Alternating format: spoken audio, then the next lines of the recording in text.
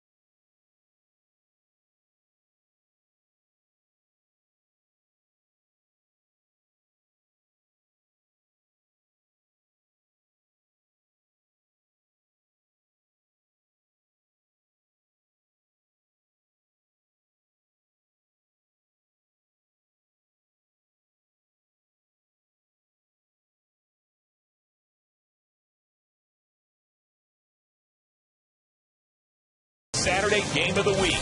The San Diego Padres and St. Louis Cardinals do battle as a pair of second-place teams go at it.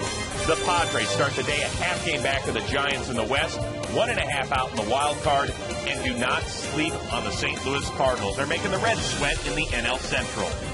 Hi, everybody, and welcome. Alongside Eric Karros, I am Chris Rose. And, Eric, we know what's at stake for the San Diego Padres. They've been in the thick of the playoff chase all season long. But the Cardinals, they really believe they're still in this thing. Well, you know, the word hang best describes both teams' situation. And I say that because the St. Louis Cardinals, they're just trying to hang in there right now. Only 5 games back in the loss column behind the Cincinnati Reds. The Padres on the other side, they're trying to hang on.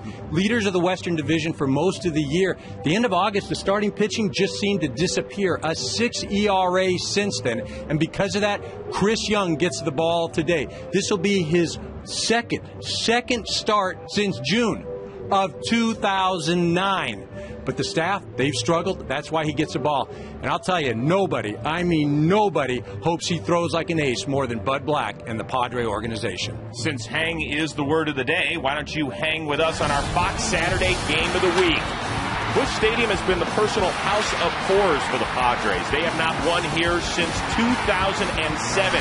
Can they break that streak and stay in contention? Find out next on Fox.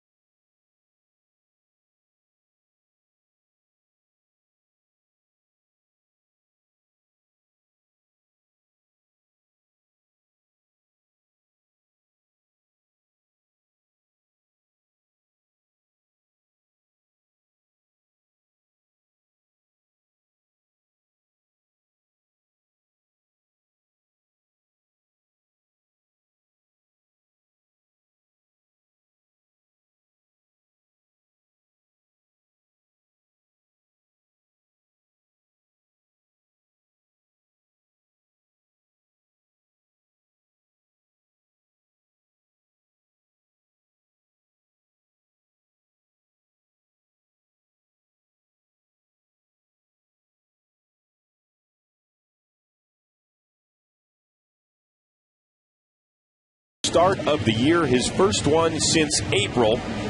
But first things first, he's hoping that the Padres can put a few on the board for him in the top of the first. And here is today's starting lineup for the Padres, brought to you by Taco Bell. Think outside the bun. Will Venable batting leadoff, followed by the former St. Louis Cardinal, David Eckstein. Miguel Tejada hit the 299th homer of his career last night. He'll be followed by Adrian Gonzalez, another former Cardinal, and Ryan Ludwig, Chase Headley, Nick Hundley, Aaron Cunningham, and then Young. And they will face 35-year-old right-hander Jeff Suppan, who started the year with the Milwaukee Brewers before being released in June. He is making his 12th start this season. And he's coming off a few relief appearances, and he's really trying to answer that 4th, 5th spot that's really been a struggle for the Cardinals this year. Now, for him to be effective, he's got to get his off-speed stuff over. Doesn't have an overpowering fastball, really relies on keeping guys off balance. And missed bats, that's obvious, but this San Diego lineup, what they're throwing out today, They hit a collective 356, 5 home runs, 22 RBI against Suppan. So Suppan has his work cut out for him this afternoon. And a quick reminder, this game is brought to you by Budweiser, the official beer of the thirst inning. The beer that starts with full flavor and ends with a crisp, clean finish. Budweiser, it's what we do. The Padres have used 9 different leadoff hitters this season, including the man in the batter's box, Will Venable. Looks at one down and in. Venable on a bit of a hot streak, 8 for his last 17 overall.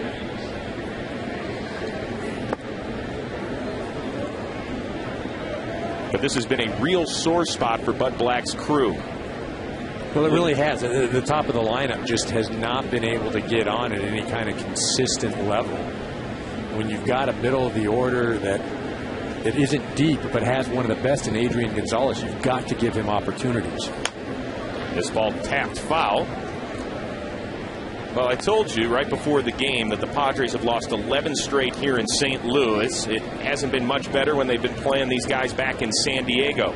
The Padres have won just 4 of the last 21 meetings against St. Louis.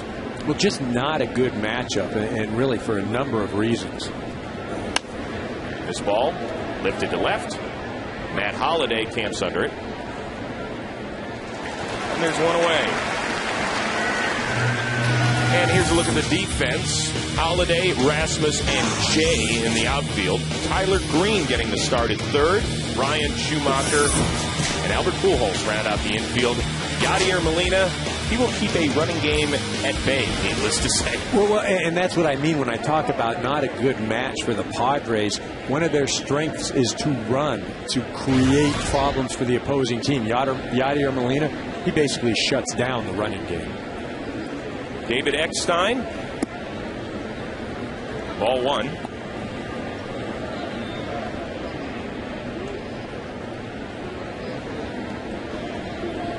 Eckstein, the 2006 World Series MVP with these St. Louis Cardinals. In fact, this is a matchup of the 06 World Series MVP against Suppan, who was the 06 NLCS MVP.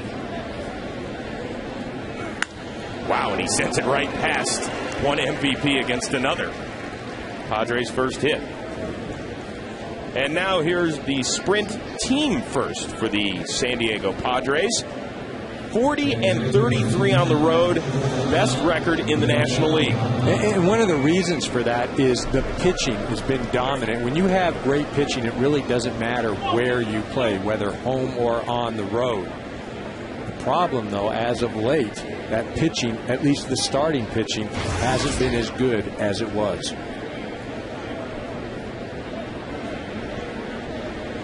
Talked about the defense of Yadier Molina, throwing out 43% of would-be base stealers this season.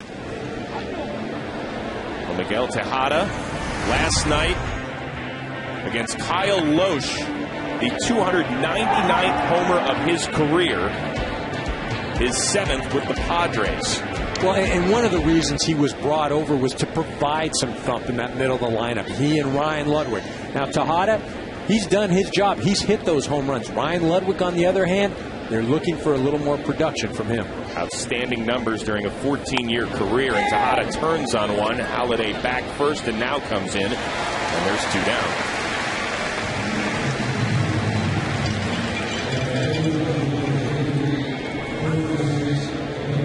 Three-time All-Star Adrian Gonzalez. Another remarkable season. 306, 29 homers, 95 RBIs. Just a remarkable player who doesn't get a lot of pub. Well, he doesn't get a lot of pub, and he also doesn't have a lot of protection. So when you talk about those numbers or look at those numbers, that's what makes it even more remarkable. Looks at a called strike from the home plate umpire, Ron Kulpa. Gonzalez right on the cusp of his 4th straight 30-homer season. Hit 40 a year ago, and when you consider he plays half of his games in Petco Park, that's a lot of power.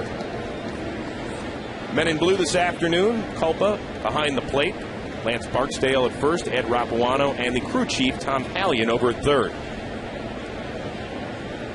Ron Culpa good enough to wear a mic for us this afternoon. That one high.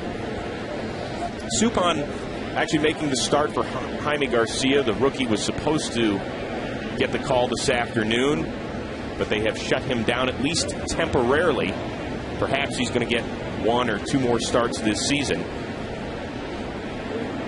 He's less than 2 years removed from Tommy John surgery as Garcia. That one's outside. Well, he didn't even know he was going to be shut down. The press went to him, asked him, what did you think about being shut down for the year? And what do you mean shut down for the year? He went in, talked to Tony and Dave Duncan, and convinced him that, okay, let me miss a start, but I still want to continue. I still want to pitch. The 3-1 pitch from Suppan is grounded on a couple of hops. And that'll do it. Chris Young will take the mound for the first time since early April when we come back.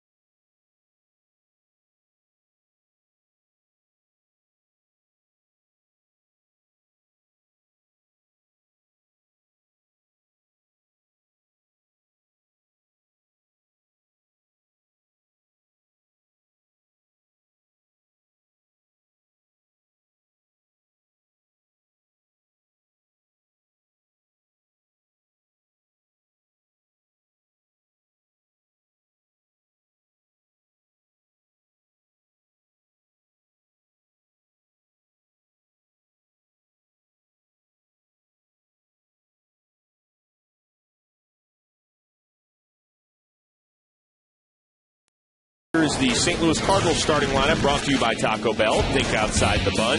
Skip Schumacher will be followed by the rookie John Jay. Then Albert Pujols. He leads the NL in both home runs and RBIs. Matt Holliday on a 9-game hitting streak, hitting cleanup. Colby Rasmus will be followed by Yadier Molina, fresh off a 4-for-4 night. Tyler Green, then the pitcher Jeff Suppan hitting 8th. We see that frequently with Tony La Russa, and then Brendan Ryan. But the big story is 31-year-old Chris Young making his first start since April 6th. He has been bothered by shoulder inflammation, and they're really going to have to count on him. Well, watching him today, the important thing's the location. He's not a guy that has overpowering stuff, so if he can hit his spots, then he's in business.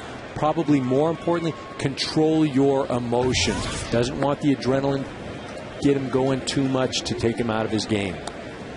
Young started the second game of the season for the Padres, pitched 6 shutout innings against Arizona, giving up just 1 hit as Schumacher fouls one away. And then after that, bothered by the right shoulder, which he had surgery last year. They shut him down for a significant amount of time. Well, forget just the physical return of Chris Young and what that can mean, but just it could be a real shot to this ball club as far as feeling good about themselves. That shot gloved by Eckstein, and there's one down. Here's the San Diego defense behind Chris Young. Cunningham, Venable, and Ludwig left to right. Headley, Tejada, Eckstein, and the 2-time Gold Glover Adrian Gonzalez at first. Nick Hundley and Young on the mound. Young made 3 rehab starts, including one last Saturday for Single-A Lake Elsinore. 5 2/3 of shutout baseball, gave up just 3 hits. And he delivers a called strike to John Jay. Well, in getting back to what this start means, the Padres just need something to feel good about.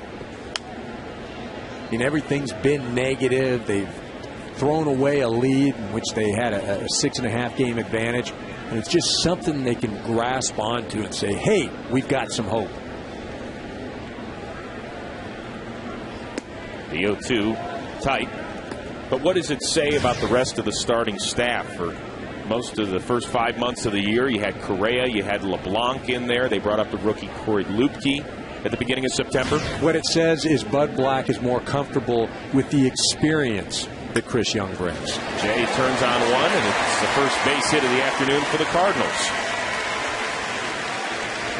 And now the sprint player firsts for the St. Louis Cardinals. And when you're talking about this franchise, it's all about Albert Pujols. Tops in the NL, in homers, in RBIs, in runs scored. And maybe the most remarkable thing is that Albert Pujols he's won a batting crown. He's won a home run title. He has never led the National League in RBIs. I don't think that's an indictment of him. I think it's more Ryan Howard or Prince Fielder. And, those guys are throwing out 140, 150 RBI.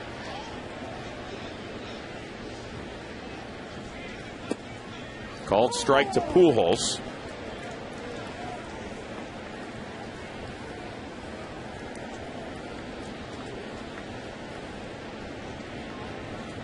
Well, Chris Young winless in the regular season against the Cardinals. He is facing them for the first time since May of 2008. A day he would like to forget. And in particular, a matchup right now that cost him some time on the disabled list. Young was struck by a batted ball from Albert Pujols right in the face. This ball hit foul, and Headley gives it a look, but it is out of play. And I just want to warn everybody, this is a little graphic. May 21st, 2008, Young suffered a nasal fracture and a nose laceration. Cost him 10 weeks on the DL. So not only is he dealing with the physical pain that he's had to endure over the last 5.5 months, but Eric, is there a mental stumbling block he's got to get over this afternoon? Well, I don't think there's any question that there's a mental hurdle. He remembers that. The only thing I can say, if he never watched it, never saw video of it, then it may be a bit easier to face a guy like Pujols. Fouled back. I can say I was hit in the face at the plate by Felix Rodriguez. Never watched that video, because if I did see it, I would be tentative getting back in the box. I didn't see the video of it until last year for the very first time. And your first time back in the batter's box against Felix? Never hit against him again. Wow. Well, this is the first time Young is facing Pujols since that line drive. The 0-2 fouled away again. And you saw in that tape the concern that Albert Pujols or any hitter has when a ball is sent back through the box. Well, any player, it doesn't matter. I mean, it seems like it's in any sport, whether it's football, baseball, basketball. When somebody is injured like that, everything else goes out the window, and it's immediately the concern for that player's health.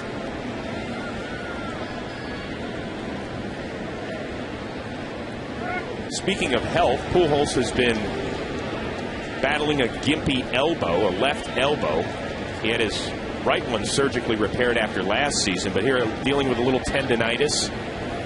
First injured it toward the end of August, diving for a ball in Pittsburgh, aggravated it against the Washington Nationals.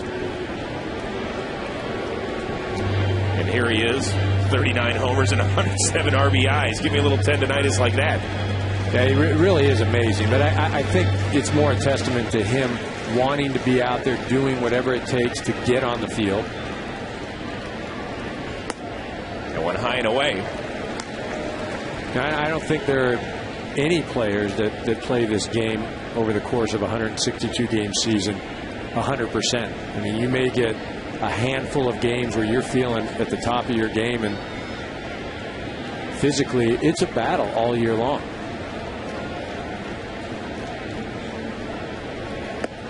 Swing and a miss, so Young wins the battle here against Pujols.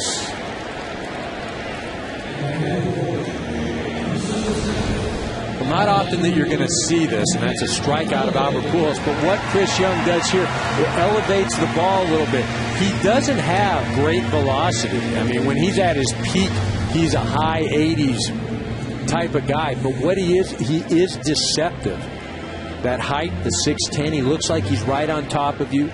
The angle isn't real difficult, but the fact that he's so close to you makes it tough to pick up. Matt Holliday stepping into the box with a 9-game hitting streak. Now with the 5th highest average in the National League at .310 this year, and just putting up more solid numbers. Well, he's really had a great season, and I think at least justified, you know, his deal that, at least initially, that the Cardinals gave him. But that usually is something that guys start to press. They try to do too much, and they got off to a slow start this year, but he's had one of the top seasons in the league this year. And Young behind 2-0. Chris Young will be on a pitch count this afternoon. They're hoping to squeeze 4 to 5 innings out of him, depending on his effectiveness. And it's okay with a guy like Chris Young, and when you have a bullpen like the San Diego Padres, you get to the 5th inning, and it's almost like a blueprint of guys you can run out there. I mean, Bud Black has one of the deepest bullpens in the game, one of the most effective bullpens in the game, and over the last month, you know, they're right up there with the San Francisco Giants as far as just coming in and shutting the door. And they just want Young to get to that bullpen. And on 4 pitches, Holliday walks. The problem with the Padres bullpen, they got burned up a little bit last night, as San Diego's ace Matt Latos lasted a career worst 1 1/3. So a couple of those guys, and both Kevin Correa and Wade LeBlanc, had to be dusted off and trotted out to the mound. Well, I think last night they used guys, but they didn't use their core guys. They didn't use the Gregerson, the Adams, the Webb, the Bell, and those are the guys that when you're going to win a game, it's 6, 7, 8, 9. Go get them. Scoring chance for Colby Rasmus, who looks at one outside. Having a solid sophomore season at .276 with 22 homers and 62 RBIs. Smoking in his last 14, hitting .380. Popped up. Eckstein. So the Cardinals put 2 on, but Chris Young gets through the first unscathed.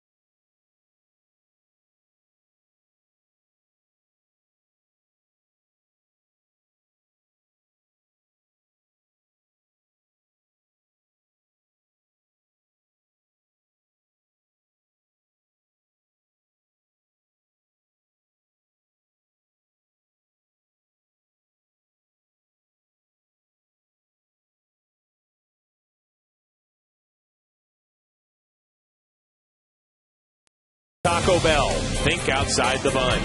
By Sprint, the Now Network. And by Ford, drive one.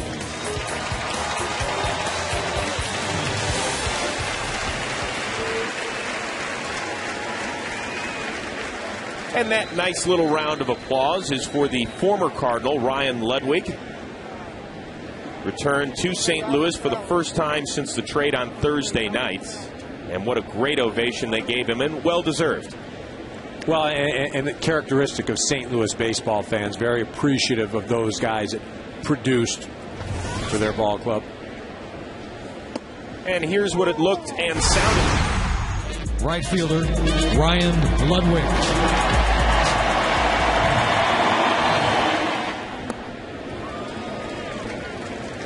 Well, they're also cheering after he swings and misses these days as well. But really, he said he didn't know exactly what the response was going to be, but this was a player that was loved for the 3.5 seasons he spent here.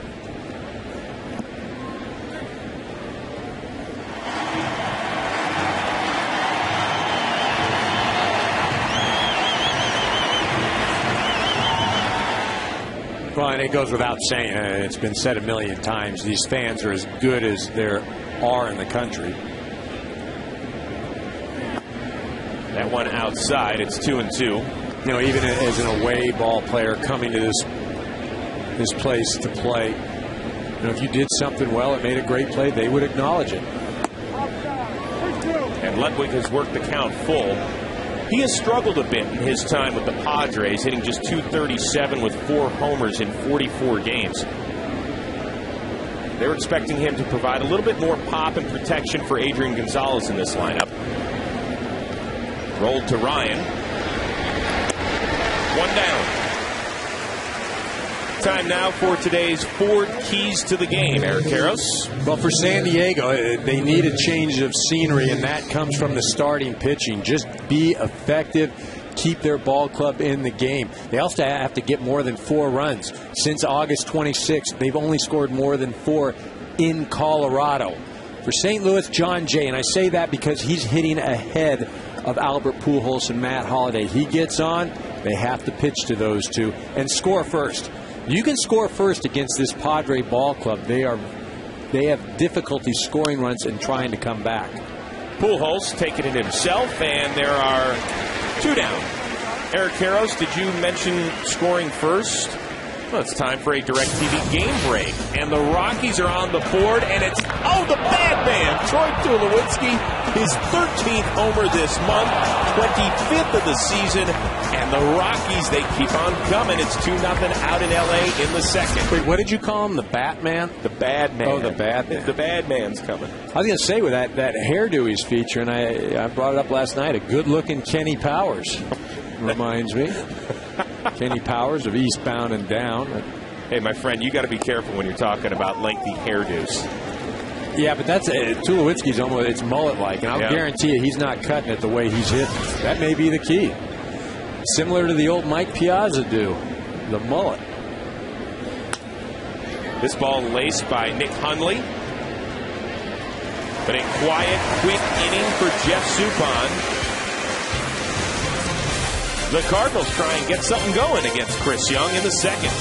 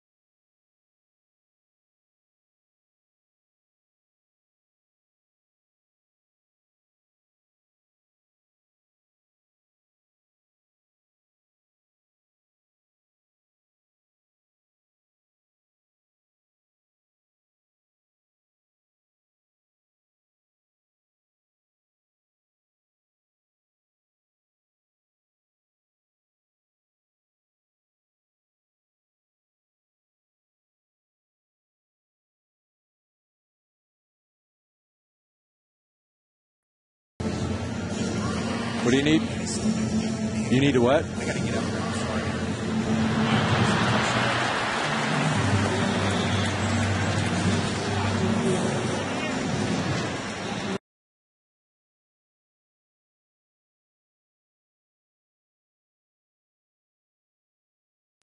Gillette is sponsored by Budweiser. With full flavor and a crisp, clean finish, it's what we do.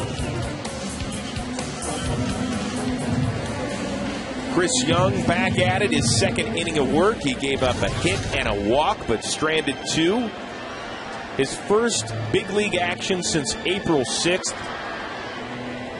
Dealing with a strained shoulder. And now pitching a huge game as the Padres start the afternoon, a half game back of the Giants in the NL West. Yadier Molina, who had a monster game last night, 4 for 4, a career high 5 RBIs.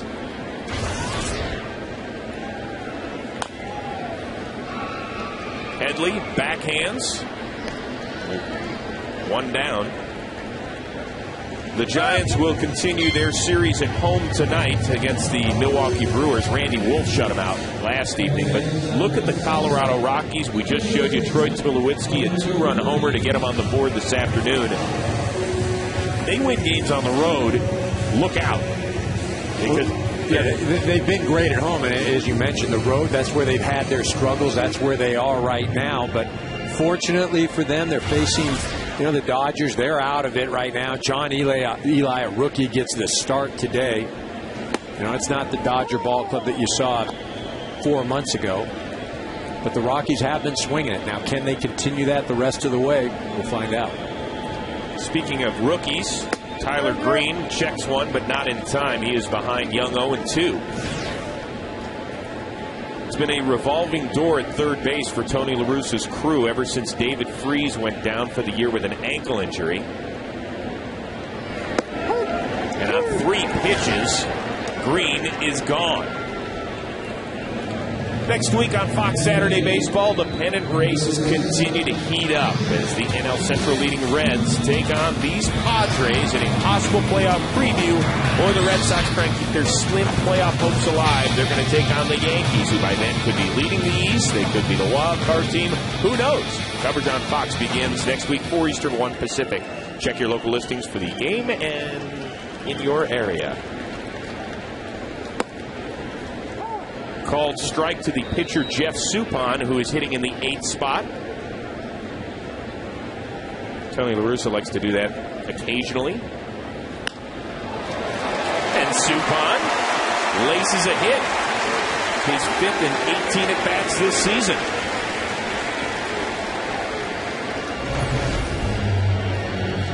Well, just a fastball out over the plate. Suppan makes contact down to first base. Ironically, the way La Russa has his lineup set up, he'd ideally want Suppan to make an out right there, because then you've got 3 hitters ahead of Pujols to get on base. Now what you're doing, you've got Suppan at first, now Ryan's up, then you go back to the very same thing you had at the beginning of the game where there's only 2 guys in front of Pujols. That is, unless Brendan Ryan can continue a rally. It's been a struggle this year for Ryan, hitting just .224, but he has been heating up a little bit over the last few weeks. .314 in his last 9 games. Well, he mentioned before the game, .224 on the stat sheet, 300 in your heart, though. It's not for lack of effort, and it's not for lack of work. It just hadn't gone his way this year. Little squibber. Young covering first. And that'll do it.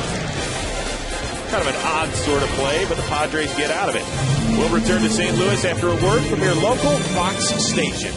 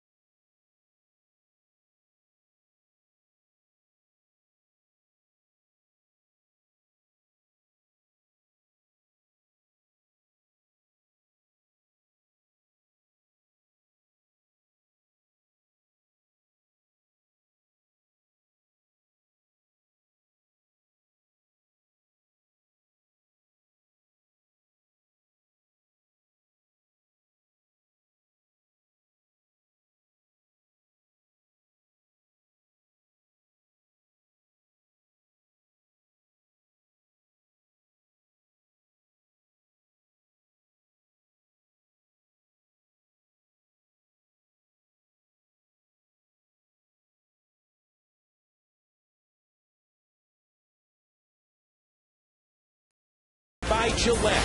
Gillette Odor Shield Anti-Perspirant helps eliminate odor. Let's take a look at that last play. Brendan Ryan squibs one off of his bat. Now watch Adrian Gonzalez here. He's going to break off the bag, and then he looks to second base. But, hey, there's nobody there to cover. I think he thought that there was only one out, because when a ball swibbed like that, you got an easy play at first. The pitcher was over there covering. I think there may have been just a little brain lock right there. But he gets the out, gets Chris Young back in the dugout. Aaron Cunningham leading things off for the Padres. Talked about a revolving door at third base for the Cardinals. It's been the same sort of situation in left field for Bud Black's crew. You'll see Scott Hairston out there, Chris DeNorfia, Aaron Cunningham. Right now he's trying to mix and match to get this offense going. Well, I think what he's done is he's just gone with the hot hand, or as you mentioned, matchup situations. Nobody's really established themselves. They may do well for a couple of weeks, and then they cool down.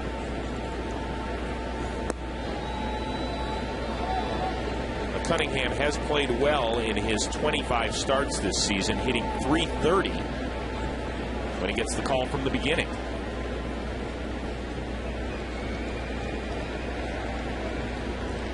The 3-1 by Suppan gets turned on, but Holiday has it for one out. Well, this is the second tour of duty for Jeff Suppan, who was released by Milwaukee in early June. Made 95 starts for the Cardinals during his 3-year stint from 04 to 06. He was the 06 NLCS MVP, and then he signed a $42 million deal with the Milwaukee Brewers, and that didn't exactly pay off. No, well, that number in the bottom right-hand corner, 94, in that column, it's curtailed many a career, and that's days on the DL. The reality is he just hasn't been healthy, hasn't been able to get in any type of rhythm, and obviously didn't live up to what the Brewers had hoped when they spent that money. He's ahead on his opposite number, 0-2.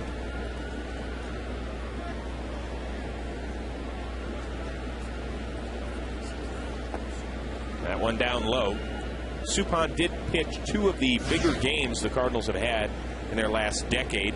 Game 7 of the NLCS, gave up 1 earned in 7 innings. Took a no decision against the Mets that year. Then Game 4 of the World Series against the Tigers, gave up just 3 earned in 6 innings. And here he makes quick work of Chris Young.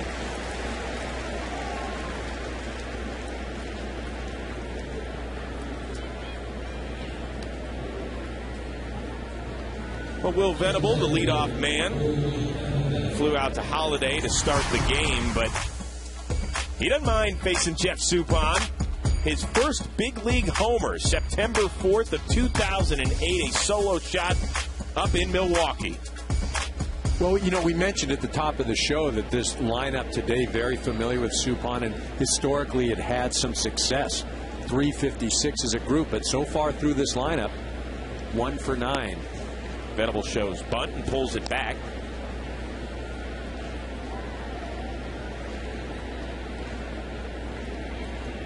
Venable, one of those speed guys, Eric, that you talked about in this San Diego lineup. He leads them with 26 stolen bases and tries to utilize his speed to get on, and he will, as Schumacher has to eat it.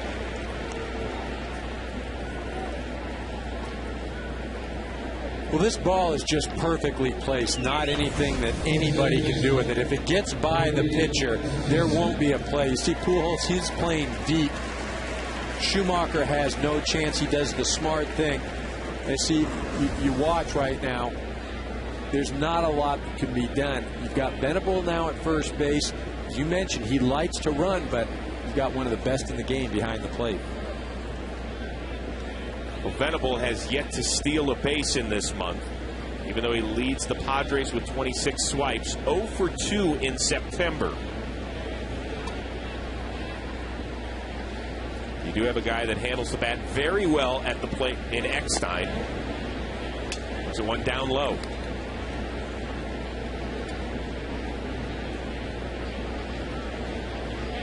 I think this is a situation where you've got to send him. If he doesn't make it, then you have Eckstein leading off the next inning in front of Tejada and Gonzalez. But get him out there in scoring position.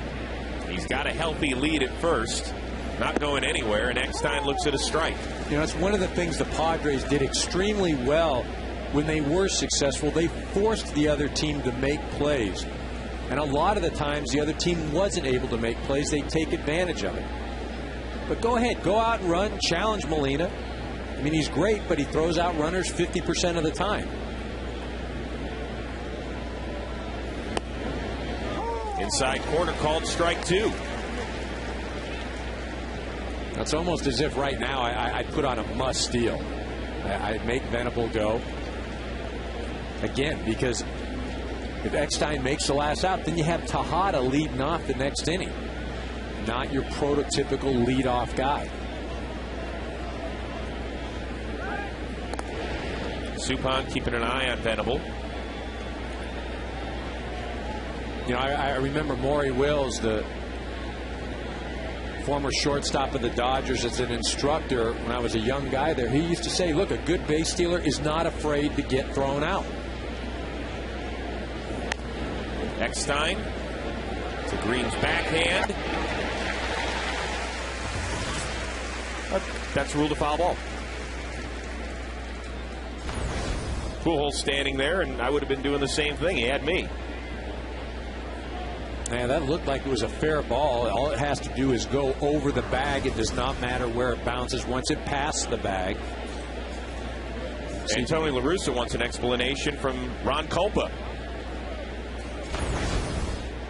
Well, he's asking, you know, who called that, and the way it's supposed to go is until it gets to third base, it's the home plate umpire's call. You heard Ron Culpa say that's Tom's call. Tom Hallion, the crew chief, working over at third. Again, more interesting was the fact Venable started to go and then he stopped over at first base. And like I said, he's just got to run. Well, maybe Suppan knows that as well. Molina has thrown out 43% of runners this season, 42% for his career. That's why he's a two-time Gold Glove winner. A little closer that time. So you've had an entire at-bat to take an opportunity to run. Now you put yourself in a situation, it's 1-2. Suppan's going to throw over. Eckstein really only has one pitch to play with.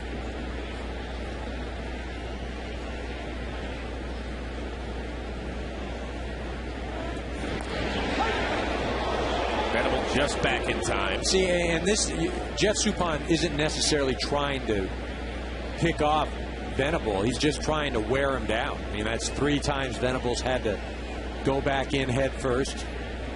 As you mentioned, a warm day. After a while, it's just like, look, I'm not running. He's staying put.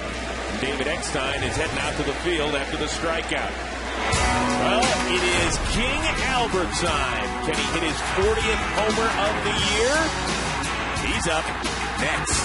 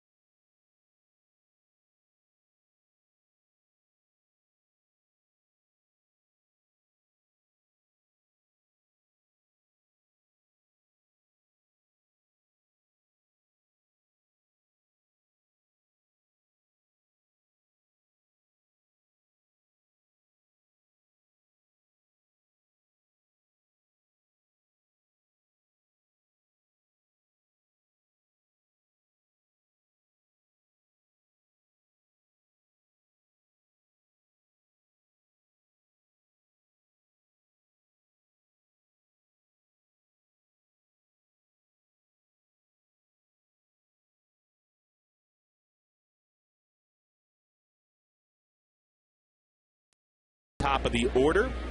Skip Schumacher looks at a called strike. What do you think of Young this afternoon so far, Eric? So far, so good, but this is going to be the telling inning because now guys see him for the second time. So at least they'll be a bit more familiar with him. In between half innings, we caught up with Padres skipper Bud Black. We will bring you that interview momentarily. Little squibber. Is Tejada going to get there? He will not. And it almost gets past Cunningham, who does a great job to field it on a hop.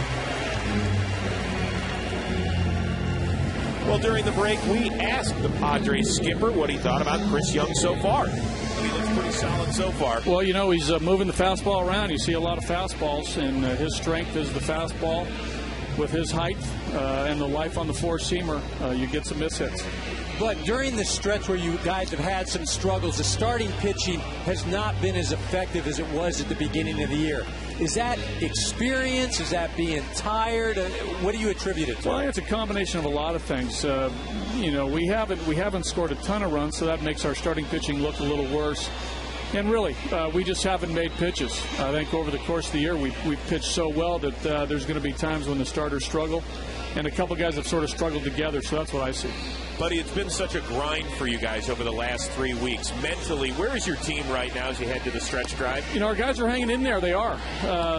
You know, really, when you get to this time of the year in September and you're in a pennant race, I don't think guys are mentally off their game at all. I mean, our team, as you guys know, is a high IQ team. We got a great baseball aptitude. Our guys come to play every day. We've played hard all year. I don't see that stopping. And you're having fun. This is the greatest time of the year as a guy in uniform. Thanks, buddy. We appreciate the time. Thanks, guys. That's a heck of a play by Adrian Gonzalez, not only to stop the ball, but to be under control to make the throw. The thing about a ball that is hit hard, you have time as a fielder because the ball gets so quickly upon you. Takes his time, makes a good throw to Tejada. He walks down, gathers himself, squares up his shoulders, makes a good throw, and agile enough to get up and get back to first base. That's why he's a Gold Glove winner. Has a couple of them hanging in his house. So too does the man at the dish, Albert Pujols. He won his Gold Glove in 2006, but he's a little better known for what he does here. The batter's box. Young won the battle the first time out, striking out Pujols. But is there a better guy in baseball in terms of making adjustments from at-bat to at-bat than Albert Pujols? Well, I don't think you're going to find a much more cerebral hitter than Pujols. It's one thing to have the physical talent. It's another thing to combine that with the mental aptitude. As you mentioned, you know, he'll take what he learns pitch to pitch and make adjustments. 35th pitch of the afternoon by Chris Young is a called strike. You know, Chris Young, we showed that tape earlier in the game of Pujols hitting that ball back up the middle. But coming into this ball game, Pujols is 2 for 9 lifetime against Chris Young. You know, it's not as if he sees the ball or hits the ball very well against it. That one high. Pujols putting up more amazing numbers in 2010, leading the NL in home runs and RBIs, and you look at his 3 MVP seasons. The only thing that is down significantly is that batting average, which if it stays right where it is, will be the lowest of his career. That's saying something. That ball lifted foul. Lowest batting average in his career to this point, .314 back in 2002. Now you're talking about a power guy who can hit for that sort of average. Well, the thing that always amazes me as a former hitter, you see Mark McGuire, the hitting coach, is that, you know, Albert Pujols always has more walks than strikeouts. You know, and that talks about his patience at the plate, his knowledge of the strike zone, and really being comfortable in going deep in a count and hitting with 2 strikes. Well, here is a 2-2 pitch by Young. Blasted, but look at Headley on the line. Snags it.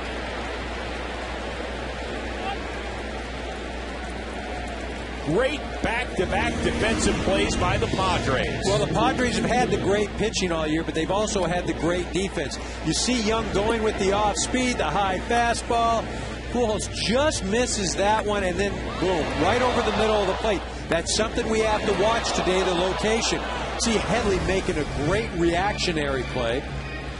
And that's been one of the strengths of this Padre ball club this year. Not only the pitching, but the great defense. Well, you're done with Pujols, and all you have to deal with now is the all-star Matt Holliday.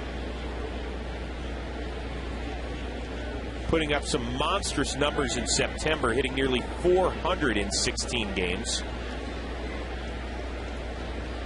And Eric, you look overall, they've got an MVP candidate in Albert Pujols, an all-star in Matt Holliday, a Cy Young contender in Adam Wainwright, Chris Carpenter's a great pitcher, Jaime Garcia, Rookie of the Year candidate, and you're wondering, how's this team 6 games back?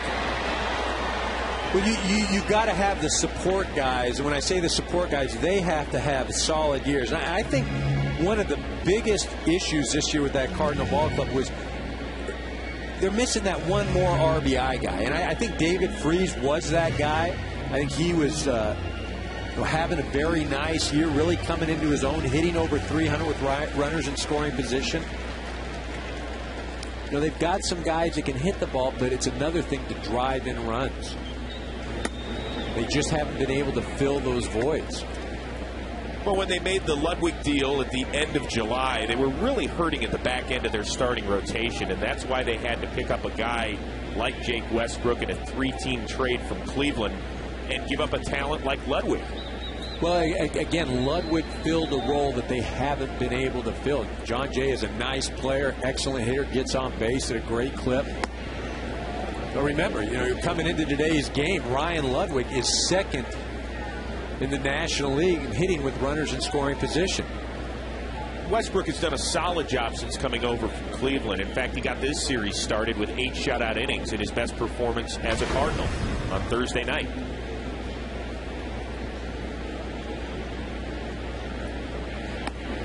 And Young laboring a little bit this inning.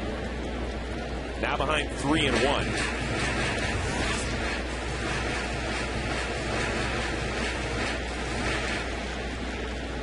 Once again, Bud Black told us probably right around 75 pitches is what he hopes to get out of Chris Young this afternoon. And for the second time today, Holliday gets a free pass.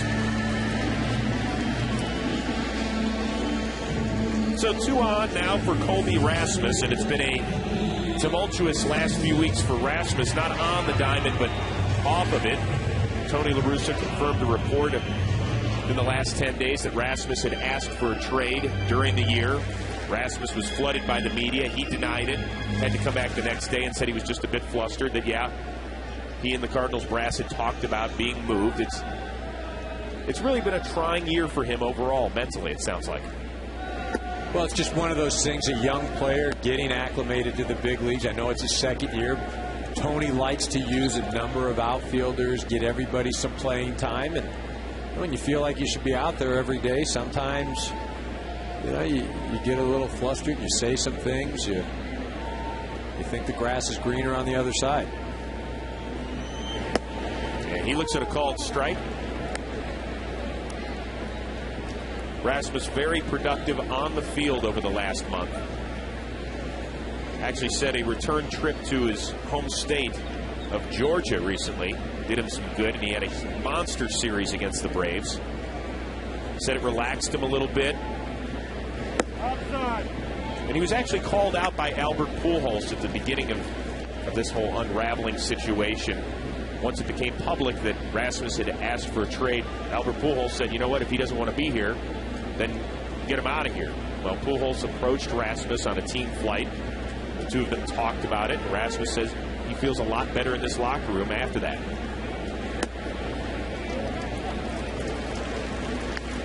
Well, that's the thing. As a player, you have to look at the big picture, and it's very easy to be consumed with your own situation, and especially as a young player. You know, you got tunnel vision. Hey, I'm not playing. Hey, I think it's better to go somewhere else. And again, you find yourself saying some things that you probably regret. That one low and in, so Young has walked back-to-back batters and then is now in a real jam.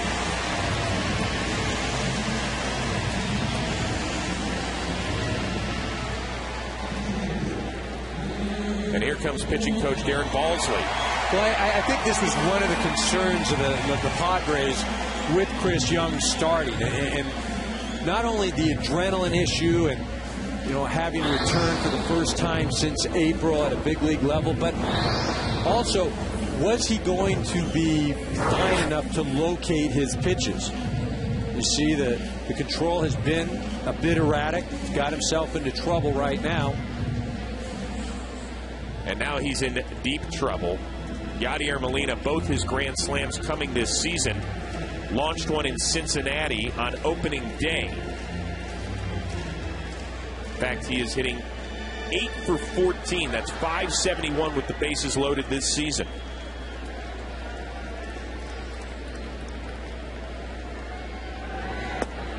And he gets ahead of Molina.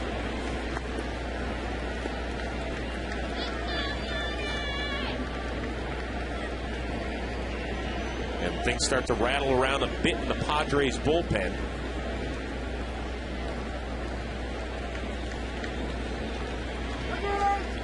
Time call.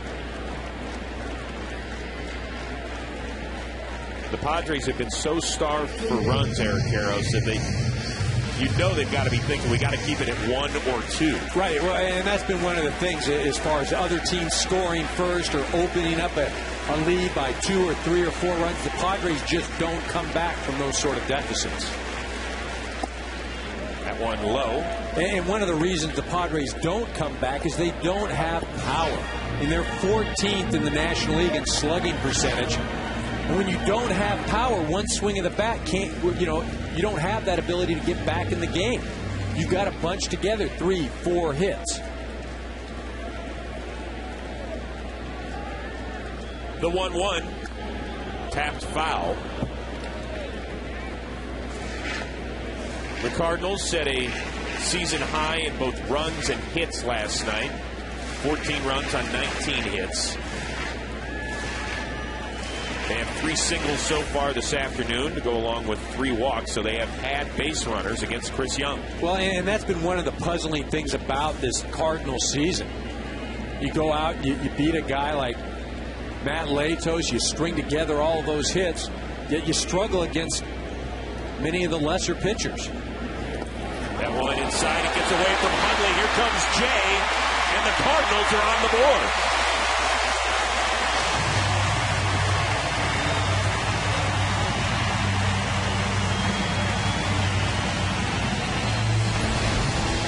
Well, this is more or less just Chris Young being rusty. Bounces this ball well in front of the plate.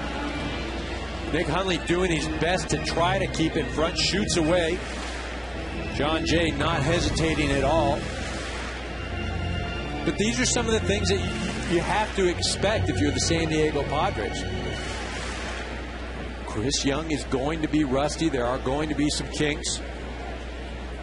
Then you just can't let this game get out of hand. Ball tapped foul.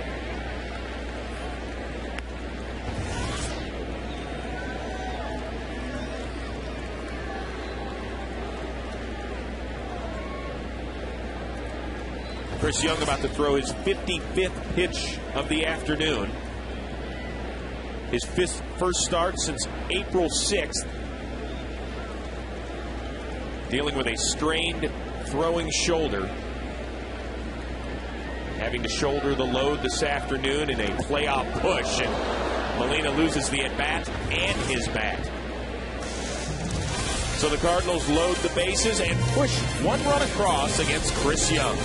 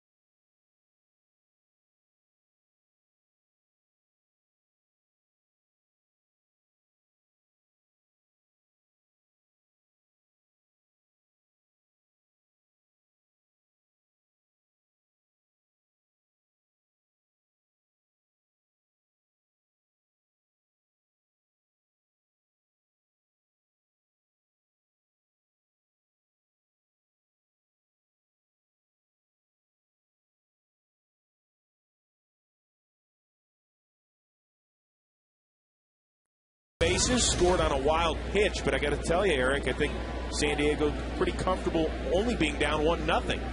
Well, I think they averted any type of disaster, I should say, this early in the game. Down only 1 run.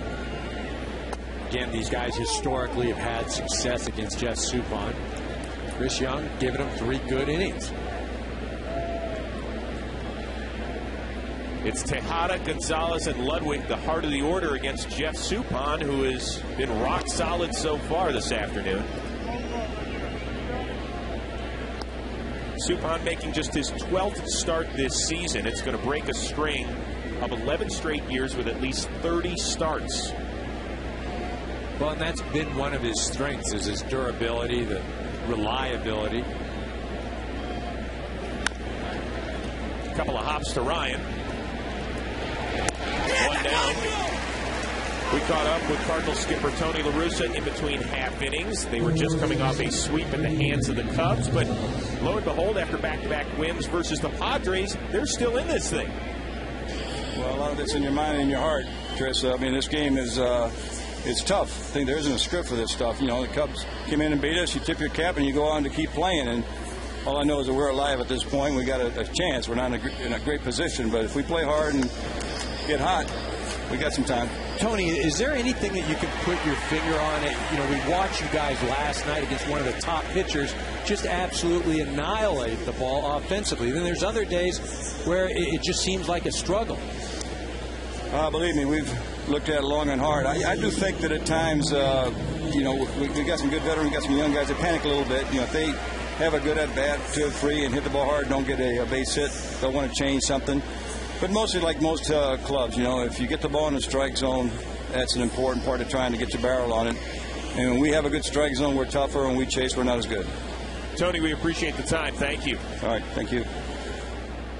Eric, you mentioned right before the game that the Cardinals are only 5 back of the Reds in the loss column, and that's the column you have to pay attention to down the stretch. Well, and again, if they can continue to put pressure on the Reds, then you know the Reds feel it. Their game may change a little bit. Obviously, I'd much rather be the Cincinnati Reds right now than the Cardinals, but you know, by no means are they out of this thing.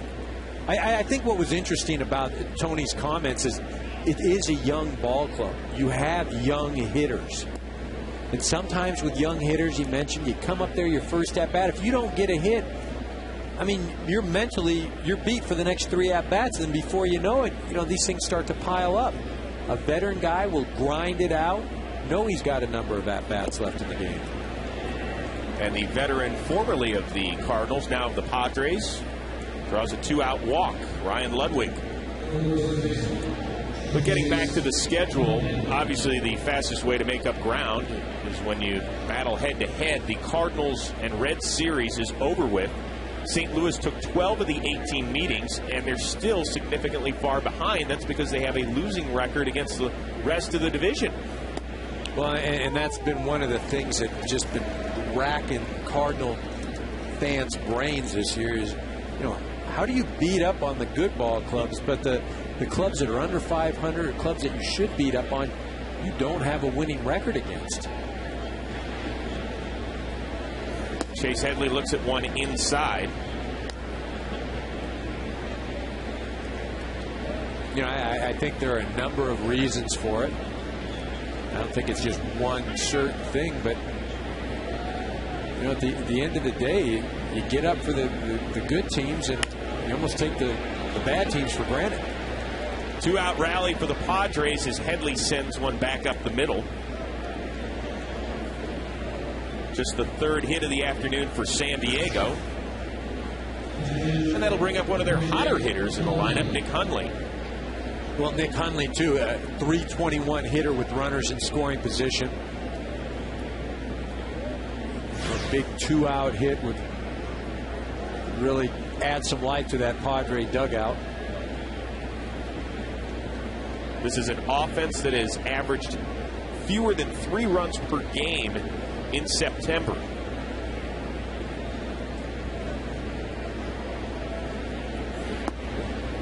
And it's a called strike. Well, and I think it's gone hand in hand. So the offense doesn't score. So now the pitching staff feels like they have to be more perfect. and they do make a mistake, it's like, oh, man. And the two have gone hand in hand.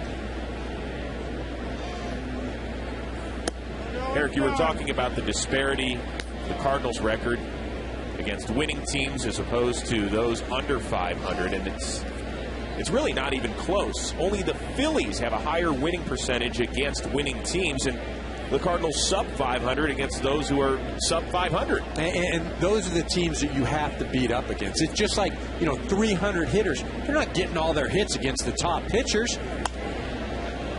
Floated to center, Rasmus ends the threat. The Padres put 2 on, but can't push one across.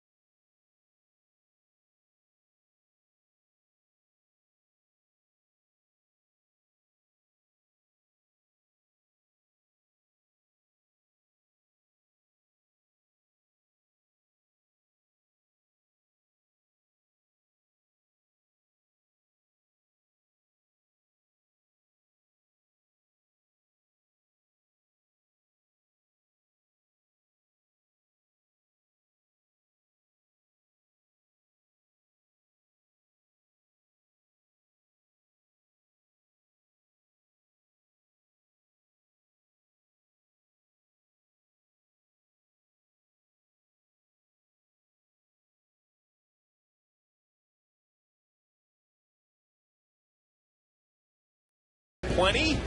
Au contraire, my friend Eric Karros, as it is 1-0 heading into the bottom of the 4th. Yeah, pitchers duel up to this point. Chris Young a bit erratic. Really what's led to the Cardinal scoring. Tyler Green, first pitch swinging. And there's one down. Time right now for a DirecTV game break. Or is it a Tulowitzki game break? It is. It's the Rockies. It's the Dodgers. It's Melvin Mora. Little bingo to score Tulowitzki, who had doubled.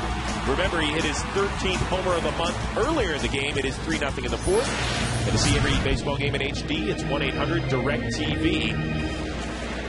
These are the standings coming into this afternoon. The Rockies just a game and a half back of the NL West leading Giants. But Colorado red hot. They have won 12 of 14 overall. It's another September run for those Rockies. Oh, Tulowitzki's absolutely been on fire. And, the funny thing is, or the ironic thing, as hot as he's getting and as hot as he's been, he probably takes MVP award votes away from his teammate Carlos Gonzalez. They'll probably split, and then Votto or Pujols will slip in. I shouldn't say slip in. All 4 of those guys are very deserving of the award, but man, Tulowitzki is hot. First player ever to hit 13 homers in the first 18 days of September. Jeff Suppan is one of 3 Cardinal hits this afternoon, and he's ahead of Young 3-1. Been a real pain to see why.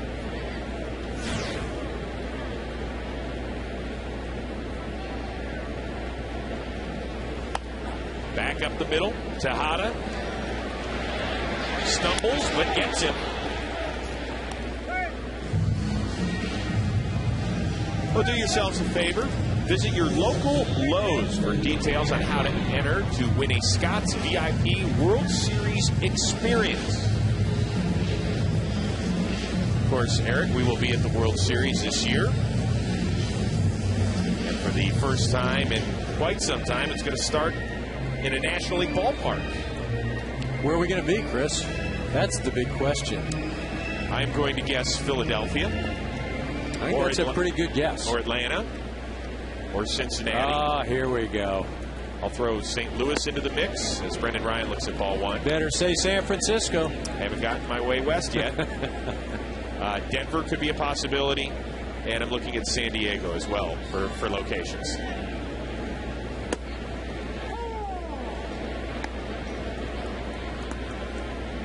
Ryan squibbed one to end the second inning to Adrian Gonzalez. That one outside.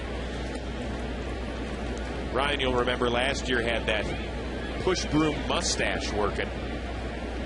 Said he shaved it this year, was having a terrible first half, tried to get a few more hits without it. Didn't work. Grew it back. That didn't work. Got rid of it.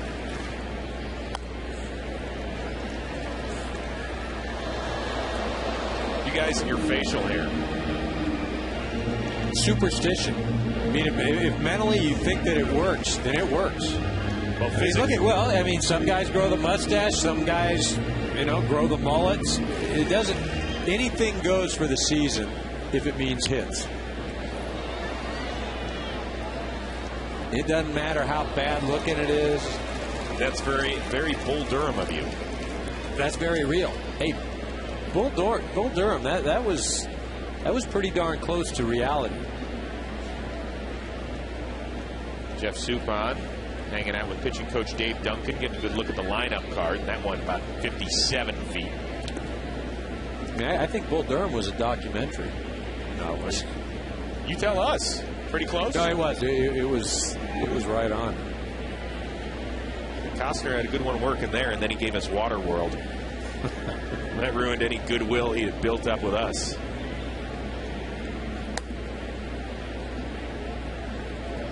Well, shortstop is one of the positions the Cardinals have gotten almost no production from this year. Skip Schumacher started to turn it around at second base. We talked about the revolving door at third. There are a lot of people that felt like the Cardinals were obviously the team to beat and not Cincinnati in this division. Venable. And Chris Young gets out of the fourth quietly. First 1-2-3 inning for the Padres pitcher.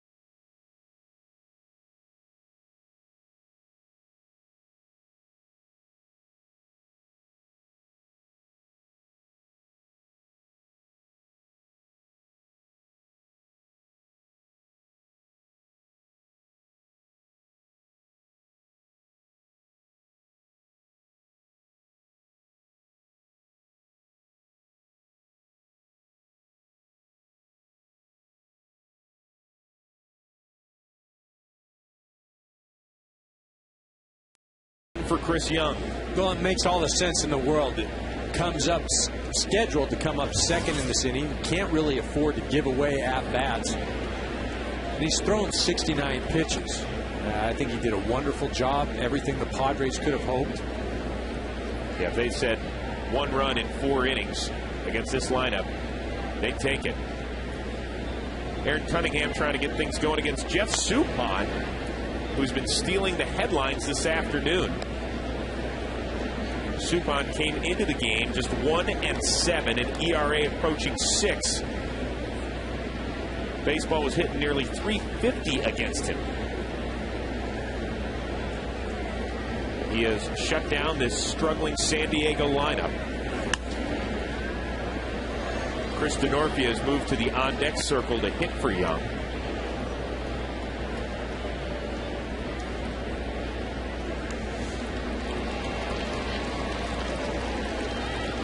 For weeks, you've just been hearing that the Padres offense has got to get something going, some sort of rhythm. And when you're kind of running on the treadmill offensively, what can you do? Well, it's one of those things where all you're trying to do is get down to first base. And it sounds stupid, but you've got to simplify things. You can't look at the big picture and say, oh, boy, we've really struggled for the last 2 weeks. Because that becomes overwhelming. You go up there, and as a hitter, all you're trying to do is get down to first base. Aaron Cunningham will get back to the bench after the 3rd strikeout of the afternoon by Jeff Suppan. Well, tomorrow on Fox, it's week 2 of the NFL, and it's headlined by the Cowboys' home opener. They're going to face off against the Chicago Bears. There's also other regional action coming your way on Fox, so check your local listings for the game and the time in your area. And a couple of guys that lit up the fantasy football scoreboard in week 1. Miles Austin, who unfortunately was playing for the person I went against in week 1. And then Matt Forte, who had more than 200 total yards and a couple of touchdowns for the Bears in their week 1 win against the Detroit Lions. Haven't even set my lineup for tomorrow. Got some work to do. Chris Denorfia trying to do some heavy lifting right now for the Padres. Hitting .264 on the season and 2 for 8 as a pinch hitter. Squibs one to Schumacher. 2 down. You surprised by the effectiveness of Jeff Suppan? I mean, I understand the struggles of the Padres, but Suppan's numbers, 1 win this year. Well, this is the Suppan of old that's pitching today. He's not missing bats, but he is missing barrels. You look at the outs that the Cardinals have recorded. They haven't been hard-hit balls. He's only had 2 strikeouts outside of the pitcher spot today. It's not like he's overwhelming guys, but balls off the end of the bat, off the hands. He's done a real nice job today.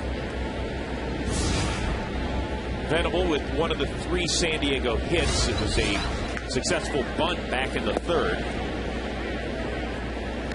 Venable's ahead of the count, 2-1.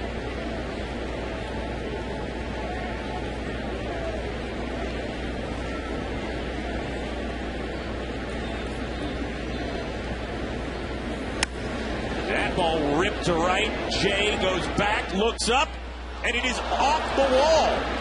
Venable hits second. He is heading over to 3rd with a 2-out triple.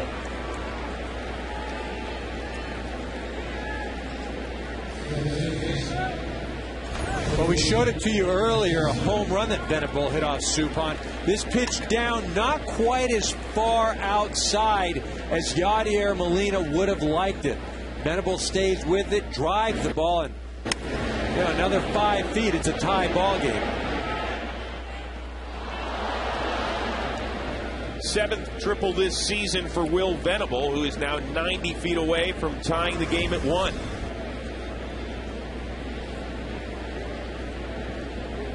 David Eckstein at the dish, 1 for 2 this afternoon.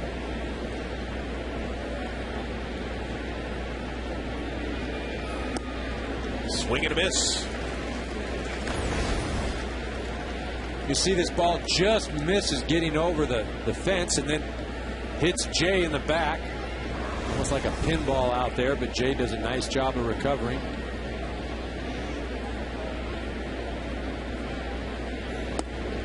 And look at how shallow the outfield is for David Eckstein. I mean, they're scraping the backs of the infielders almost. Well, in right and center field, they're definitely further in because Eckstein, when he goes that way, just seems to punch the ball. He'll turn on one every once in a while. There you go. Right on cue. See, Holiday plays a little further back. But again, for the most part, Eckstein just a guy that is trying to make contact. You see center field and right field, they're much further in. Trying to prevent that ball that travels deep on Eckstein that he just shoots out that way.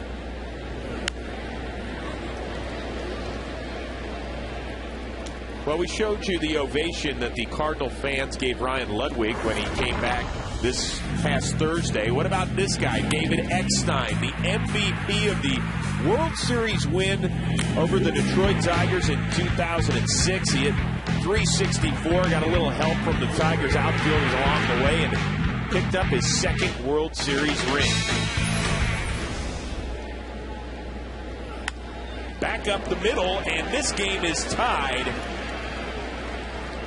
as the pest continues to do it. And I mean that in the fondest way.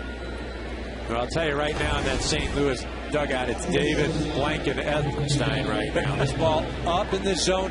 Again, he's going to be short to the ball. When I say short to the ball, he's not trying to take a big hack and really kill the ball. He's just trying to make contact. Shoots the ball right up the middle and makes this a tie ball game. And Dave Duncan, the pitching coach, out to chat it up with Jeff Suppan as the relievers start stretching in the Cardinals' pen. Well, I think he goes out there for a number of reasons, just to give Suppan a breather and say, look, you're pitching great, 2 at-bats that got away from you. Also gives Dennis Reyes down in the bullpen a chance to get loose in case Tejada does get on. You've got the left-hand hitting Adrian Gonzalez followed.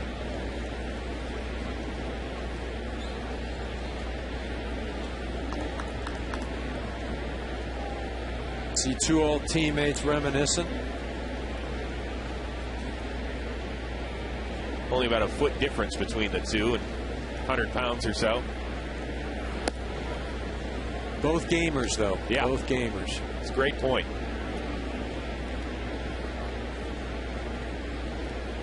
Miguel Tejada, 1 home run shy of 300 for his career.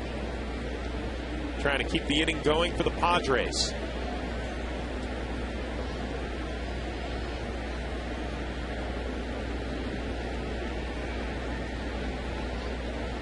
Now, a little surprised that he even shows anything. Eckstein's got to be staying put right here because you've got Tejada, who has extra base power, can hit a ball out of the ballpark. Now is not the time to steal. Much different than when Venable was on first base earlier in the game and Eckstein up at the plate.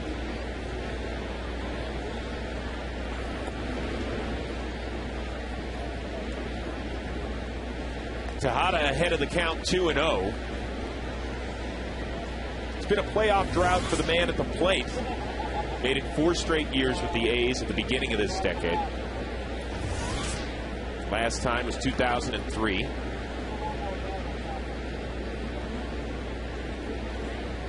Wandered around Baltimore and Houston and then back to Baltimore. He was picked up on July 29th for a minor league pitcher. Good guy in the clubhouse and a productive man at the dish. Well, and he's done a nice job at the shortstop position, committing only a few errors with the Padres. Again, he's added some pop. Made a nice addition by general manager Jed Hoyer.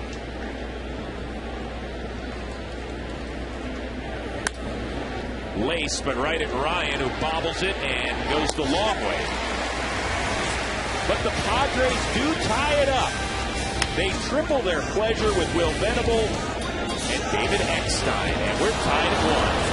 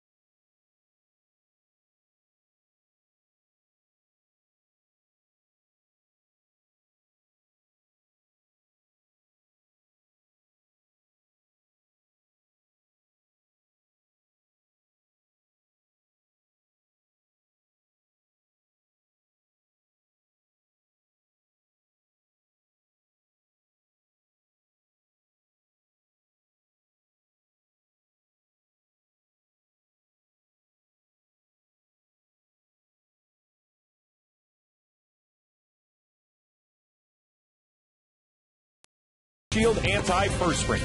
Help eliminate odor. Don't just cover it up. Well, the Padres have a new pitcher on the mound in a 1-1 game in the 5th. It is 24-year-old right-hander Ryan Webb, replacing Chris Young, who went 4 solid innings in his first start since April 6th. Well, a nice job by Chris Young. Now he turns it over to this vaunted Padre bullpen. You know, it's not going to be the bullpen that we saw last night where guys were just sent in to eat up innings. Now you're talking about the core guys. Ryan Webb gets the ball right now. You look at that strikeout to walk ratio. His job, get through this inning. Top of the order in Schumacher, Jay, and then Albert Pujols. Webb, 24 years old. 4th-round pick of the A's back in 2004. Evens the count at 1-1. One of a few pitchers in that Padres bullpen that's been wearing out a ticket from San Diego and back to AAA Portland. Got moved up and down 3 different times this year. Schumacher starts off this inning as Venable races over, dives, but can't get it. Goes all the way to the wall, and Schumacher is going to hold up at second with a leadoff double.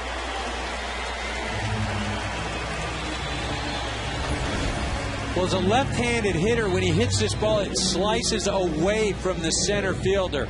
Venable making a gallant effort, but more impressive, Cunningham making sure he backs this up. He's able to play that off the wall and hold Schumacher to a double. See, Venable doing a great job at that ball, continuing to slice away because Schumacher, a left-handed hitter, gets inside the ball, almost puts what you would call side spin on the ball as it continues to run away from the center fielder. Leadoff man on for the Cardinals. John Jay squaring the bunt. He scored St. Louis's lone run in the 3rd on a wild pitch. And now just trying to move Schumacher over to 3rd for Pujols and Holiday.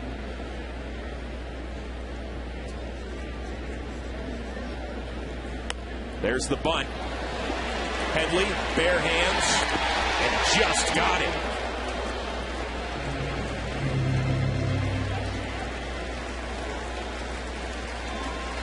And now it is the National League leader in home runs and RBIs. The 10th straight season with at least 30 homers to start a career. That's a big league record. 10th straight with at least 100 RBIs. That's one shy of the mark. Basically, you put a baseball stat up there, he's in the top 5. And because of that, he's going to get 4 wide ones right here, which is absolutely the right move. And it's not as if, you know, Matt Holliday on deck is going to be a piece of cake, but I'd rather take my chances facing Matt Holliday with runners on 1st and 3rd. Hope for a double play. Even if you have to, you be very careful with him and pitch around him. But with Pujols up at the plate and a man on 3rd, not good odds in your favor if you're facing Pujols. Well, now you have to deal with a guy in Matt Holliday who has a 9-game hitting streak and one of the most productive players in baseball in the month of September.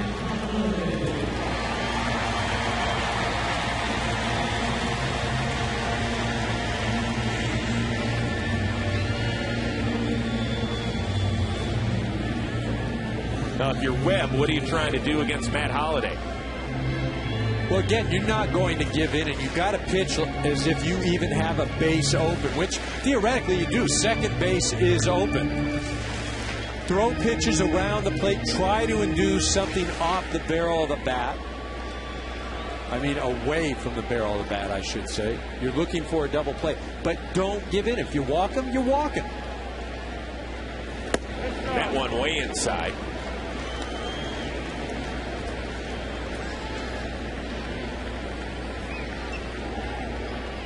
Cardinals got their run in the 3rd. Padres responded with one of their own in the top of this inning. Ball gets away from Hundley. Here comes Schumacher. and make it 2 for 2 for the Cardinals. They have scored both their runs on wild pitches.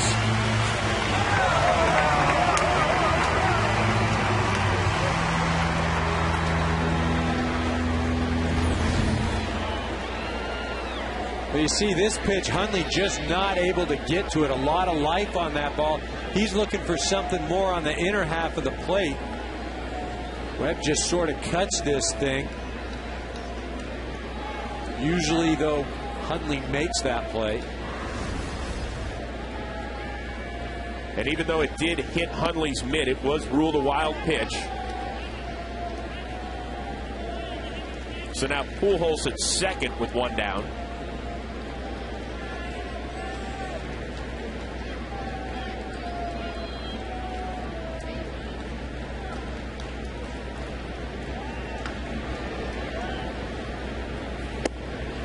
And that's a called strike.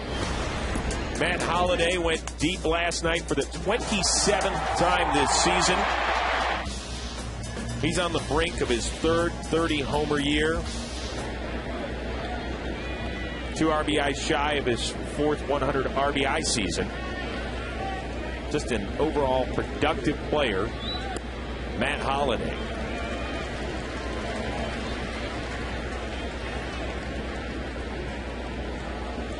Which 3-4 would you rather have right now? Pujols and Holliday, Carlos Gonzalez and Troy Tulowitzki. Tulowitzki and Gonzalez. And the reason I say that, you got guys from both sides of the plate in Colorado here, both right-handed hitters. A little more athletic. Gonzalez can do a lot of things once he gets on the base paths. Again, you can't go wrong with either choice.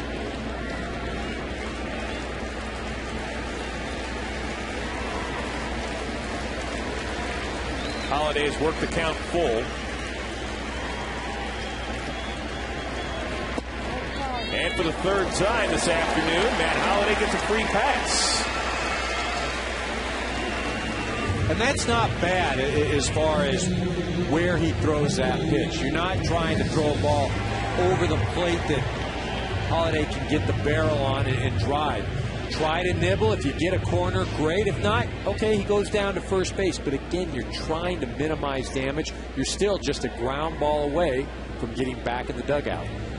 And while Padres pitching coach Darren Balsley visits the mound, let's visit Los Angeles for a DirecTV game breaking. Are you kidding me? I mean, what's going on with this guy? Troy Tulowitzki, his second of the game, his 14th this month, and his 26th of the year. And the Rockies are blanking the Dodgers. Hey, I got to rethink my comment I made earlier where I said, you know, Tulowitzki's his month is taken away from Carlos Gonzalez MVP votes. Carlos Gonzalez now might be taken away from Tulowitzki's MVP. Unbelievable. It's his 33rd RBI this season as Colby Rasmus looks at ball one. 33 RBIs for Tulowitzki in September. It is the 18th of September. That's a great month. Yeah, that's a great 2 months. Honestly, that is an unbelievable month. You're player of the month when you have 33 for the month. Well, Rasmus trying to drive in a few, and he's ahead of the count 2-0. The power of the mullet, I'm telling you. Is that what you're going for? I mean, people are asking. No, I'm not going for it. With Tulowitzki, but you're getting close, I got to tell you.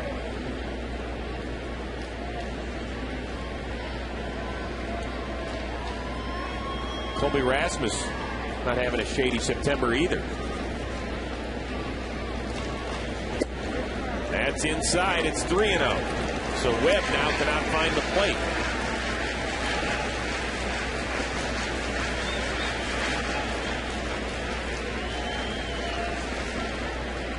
Thirteen of his 18 pitches have missed the strike zone.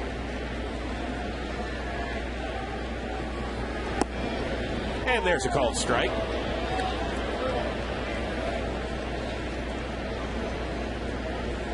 And you do not want to face Mr. Bases Loaded, who's in the on-deck circle, Yadier Molina. 2 on, 1 out. And that's exactly what's going to happen. Third straight walk by Webb has loaded the bases. Don't see if Bud Black's going to step out. Now he is staying put, and Webb will get to face Yadier Molina.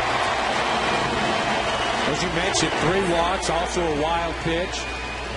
Facing Molina now for the second time with the bases loaded. They were able to escape earlier in the game. First time up, remember the wild pitch with Molina at the plate, run scored.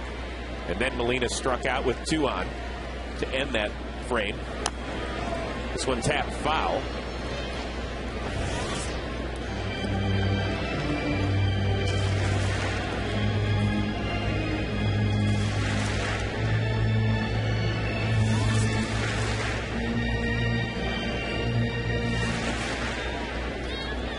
Pretty bad strike to ball ratio for Ryan Webb. It's more like a ball to strike ratio this afternoon. 14-7 for Webb. He gets that one past Molina. He gets taken to his knees.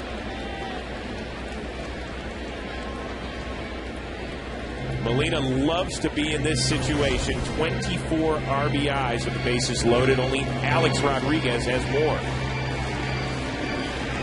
You see Molina goes down right there. And he has had some troubles health-wise with his legs. Right now, going after Molina, you've got to make him expand the zone. You throw something high in the zone that if he can't get to it, he pops it up or misses it, or go away. Now that time he did go away. Molina fouls it off. Well, and a good job right there by Webb and Huntley, understanding what they need to do to get Molina. See Akendo coming down. I guarantee he's asking Molina, how do you feel? How's your leg? You know, it's not about giving any hitting advice. 0-2.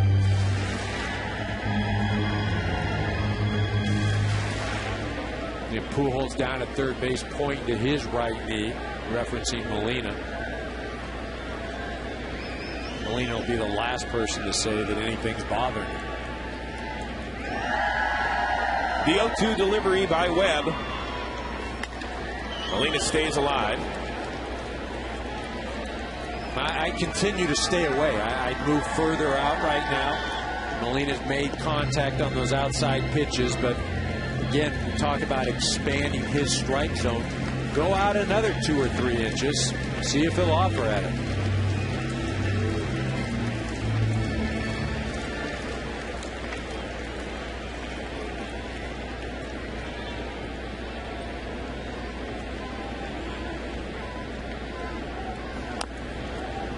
And Molina really fighting this at bat.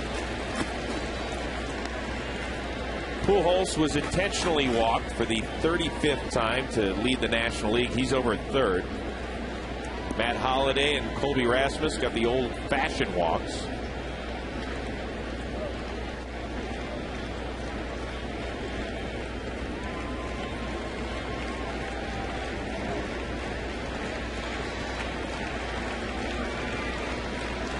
And another 0-2 pitch to Molina. This one over to Headley. He comes home for one. And Huntley's going to hang on to it. Albert Pujols a little miffed with Ron Culpa. Does he think that Huntley perhaps didn't touch home? Well, let's take a look at the approach Webb had going against Molina. Down, up. He's got him 0-2 now. This is where it gets good. He continues to go away out of the zone. Keeps it low, gets Molina after, and then finally, this one gets more in the middle of the plate. Now you see, Pujols coming in. He's going to say that Huntley had his foot off the bag as he had to go up in the air to grab the ball. Looks to me like Huntley was able to get his foot on home plate.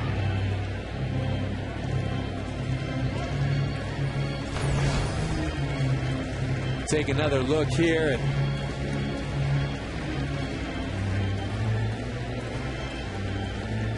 he's there, and it's tough to see if his foot is still on the plate or if it is up in the air. Ron Kolpa making the call. So 2 down now for pinch hitter Randy Wynn. He's going to hit for Tyler Green. That one's outside. Wynn started the year with the New York Yankees. Released, picked up by the Cardinals. 267 hitter overall and 7 for 37 with a home run as a pinch hitter.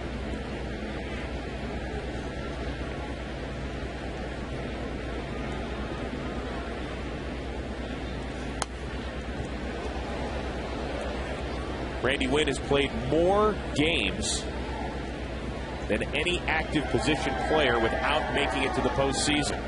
And I imagine when he signed down with the Yankees in the offseason, he's thinking, okay, that's good. I'm ready to go. And probably when he got picked up by the Cardinals, he's like, okay, if I'm going to get released, this is a good place to go. Well, and a few other guys that look like they're playoff bound. Michael Young, the Texas Rangers, Mike Sweeney of the Philadelphia Phillies, both guys that are right up there with Randy Wynn as far as games played, not having appeared in the postseason. Wynn has played more than 1,700 big league games.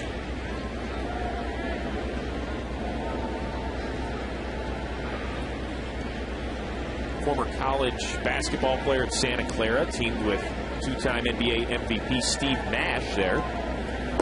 That one outside. Wynn was actually a part of that team in 1993 that beat Arizona in a 2-15 game. That's not time, but seedings. I know, 2-15. Yeah. So now the 3-1 pitch from Webb is a called strike, although Wynn was trotting to first. As well he should have been, too. That ball was low and off the plate. Webb hasn't been throwing strikes. That thing that's a tough one right there. Be one thing if that was Greg Maddux out there and he's pinpoint control and he's trying to throw it right there, but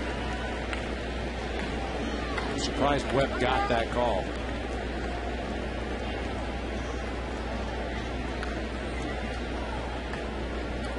So the wheel will be spinning. Everybody will be running on a 3-2, 2-out count. Webb to Wynn.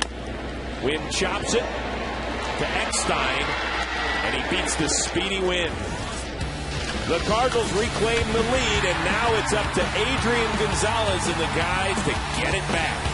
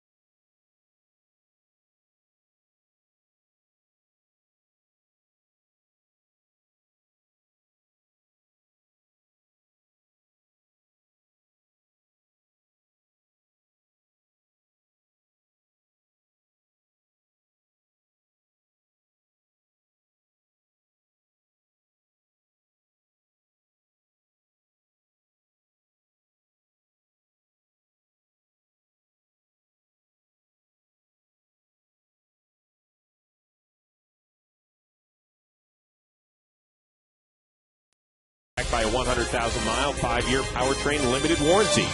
By Bank of America. Get MLB banking only from Bank of America. And by the all-new BK breakfast menu only at Burger King. 37-year-old left-hander Trevor Miller is on to replace Jeff Suppan. He'll get Gonzalez, Ludwig, and Headley. And that one's a ball. Miller on for the 51st time this year. First time since September 6th. He's been battling a left elbow strain. Actually thought it was way worse than diagnosed. He thought he was perhaps dealing with a Tommy John injury. Yeah, scary as a pitcher when you face that possibility.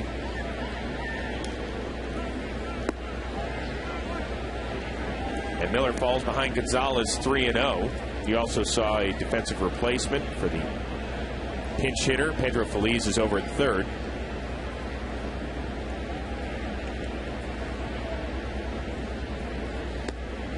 That one catches the inside corner.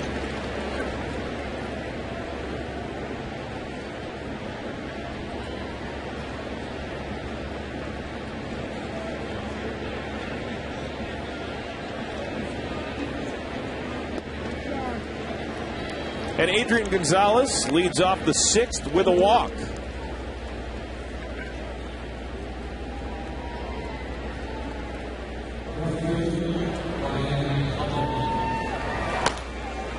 That is Jason Mott getting loose in the bullpen, and we'll see if Tony La Russa elects to go righty on righty or let Miller pitch to Ryan Ludwig. Well, looks like he's going to let Miller do his thing.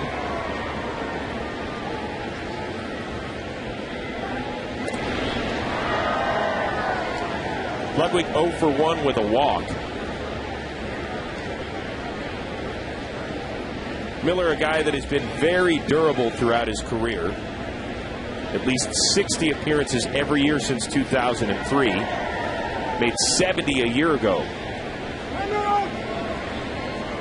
Well, you see Tony putting on some signs, Miller throwing over, stepping off.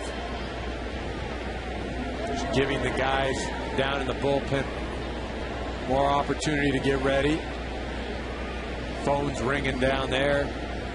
Hat came off to say, yeah, we're ready.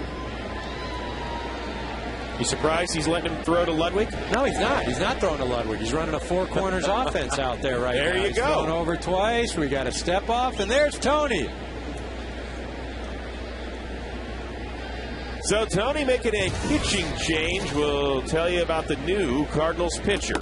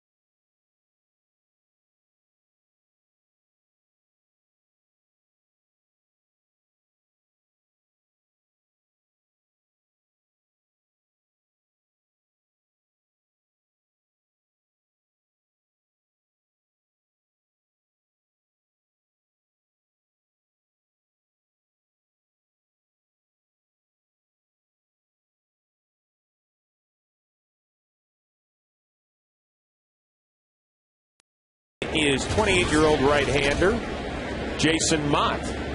On for the 52nd time this season, a record of 3-2, an ERA under 2.5. And he is on to face his former teammate Ryan Ludwig. Adrian Gonzalez led off the 6th, walking on 5 pitches. This ball lifted to right. Jay battling the sun, and it rolls foul. Well, Mott, a hard thrower, right-handers are only hitting 197 against Mott this year. Good fastball, slider. See lefties faring much better. Well, he has given up a few home runs. 5 home runs this season.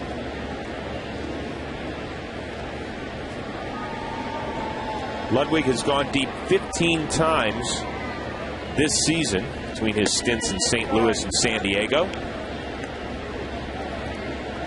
But only 4 times in 44 games wearing a Padres uniform. Well, one of the reasons playing in a much bigger ballpark, Petco Park of San Diego. That one outside. It's 2-1.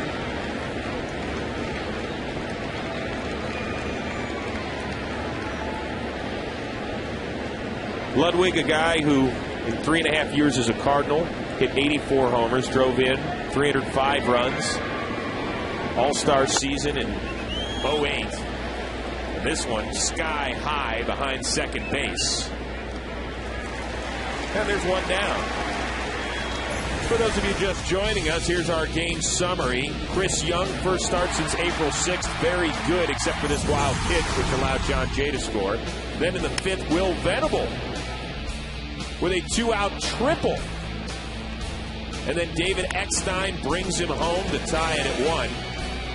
The Cardinals would reclaim the lead in the bottom of the 5th. Another wild pitch, this one by Ryan Webb. Skip Schumacher makes it a 2-1 game. And here's our Verizon game summary. Both pitchers, question marks coming into the game, Eric. Both pitched very well. Well, it really did. I thought I'd see a bit more offense. Chris Young didn't have the location or the command he would have liked. He was helped by some fine defensive plays by the Padres, but did a good job. Suppan just kept the Padres off balance. Outside of Venable and Eckstein, nobody hit the ball hard. Chase Headley behind in the count 0-2. He has one of the 5 San Diego hits this afternoon.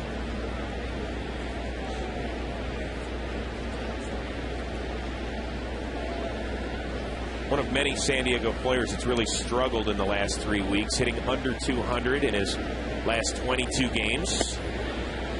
But despite that, the Padres still right in the thick of everything. They start the day half game behind the Giants in the West, 1.5 behind the Braves in the wild card chase.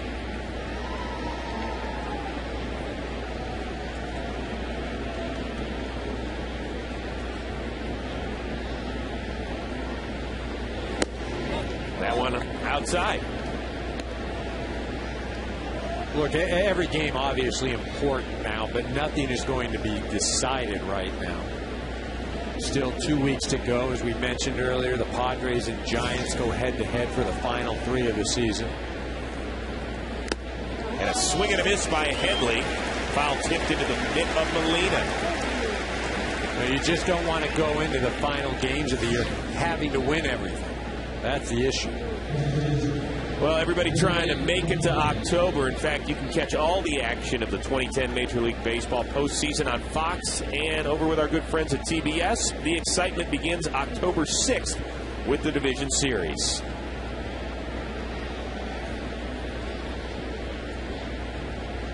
Nick Hundley, a couple of flyouts this afternoon, and a big rip there. The Padres in the midst of a 10-game road trip. After tomorrow, they'll actually head home for a day of rest and relaxation on Monday before driving up to Los Angeles for 3 games against the Dodgers on Tuesday, Wednesday, and Thursday. Well, I can promise you that the rest might be there, but the relaxation, I'm going to say about probably in the middle of that 10-game losing streak they had at the end of August, beginning of September. The word relax does not exist in that Padre clubhouse. That one outside.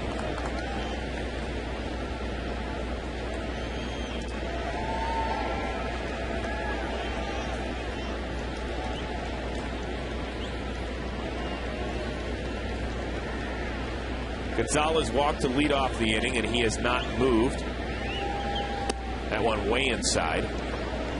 Ludwig popped out. Headley struck out. And now Hundley on a 2-2 count.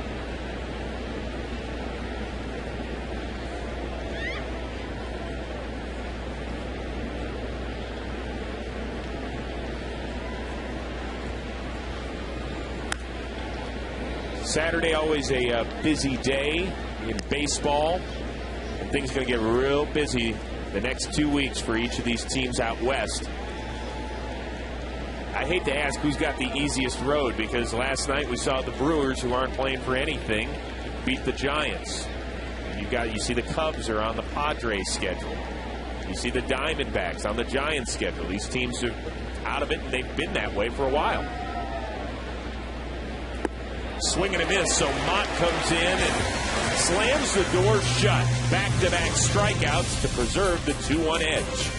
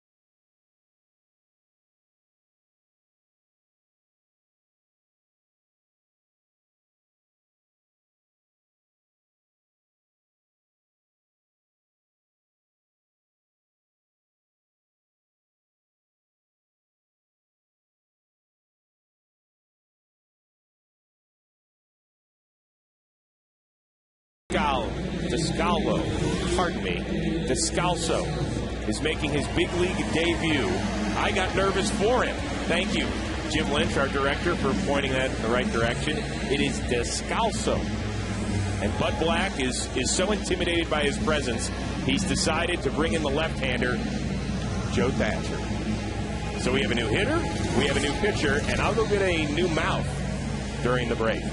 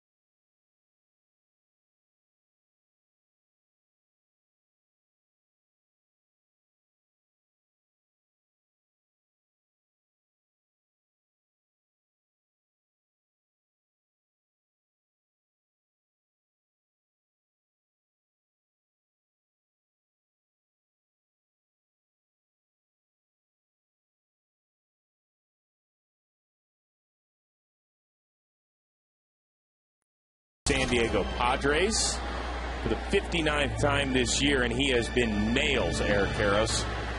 Yeah, situational guy. Come in and really done a great job all year long for this Padre bullpen.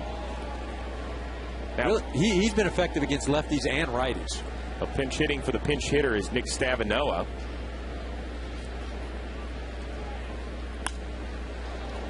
Right on over to Headley, and there's one down.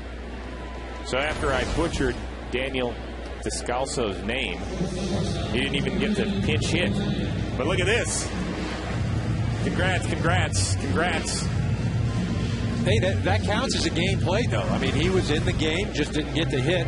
Very similar to what the Dodgers did about a week and a half ago. John Lindsay, 16 years in the minor leagues. His first big league appearance, very similar right here to Mr. Descalso's appearance.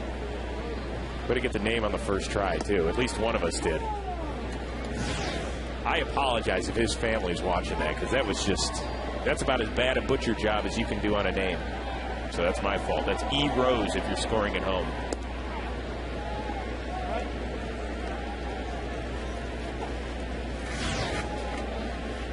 Yeah, Hundley going out to the mound. See Brendan Ryan, Hundley just saying, man, struggling a bit out here today. Two balls that made it look real tough to catch.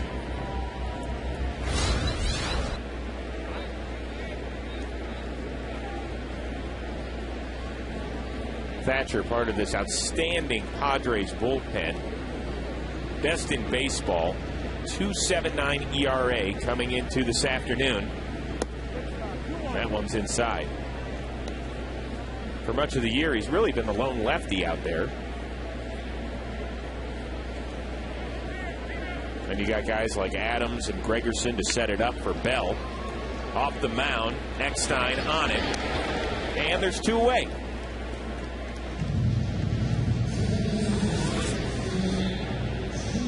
Back to the top of the order, and Skip Schumacher, who has 2 of the 4 St. Louis hits. A single in the 3rd. He doubled and scored in the 5th.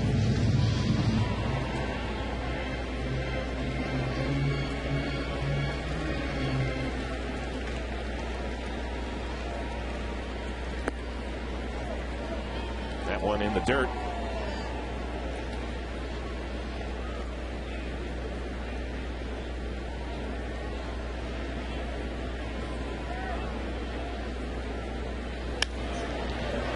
Venable back on the track and makes the catch.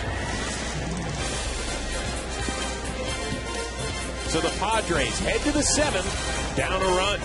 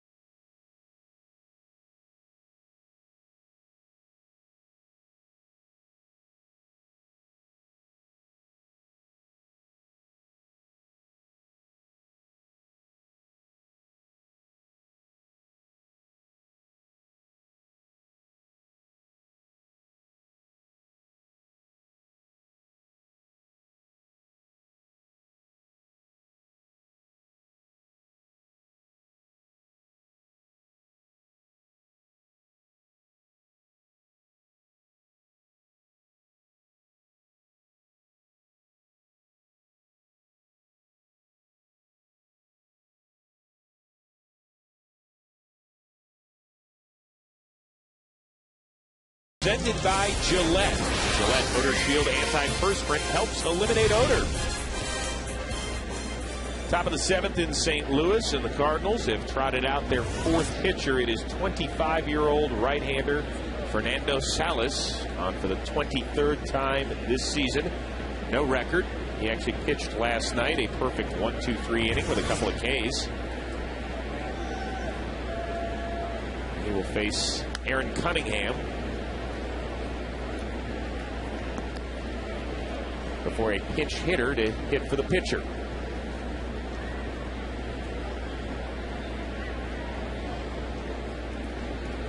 Oscar Salazar has grabbed the bat.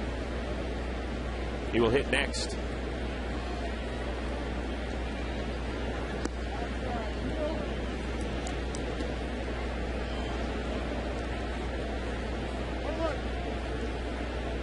Padres offense scuffling yet again this afternoon.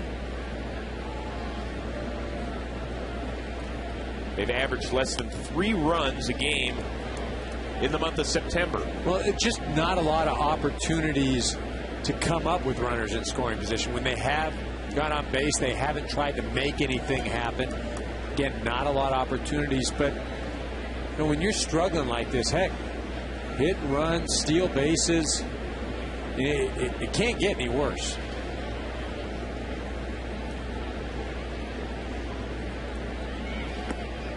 That went in the dirt. Man, that's one of the things that with this Padre offense, you can't sit around and wait for the long ball. That's not the way that this team is put together. You know, it's base hit here, base hit there, pressure the other team.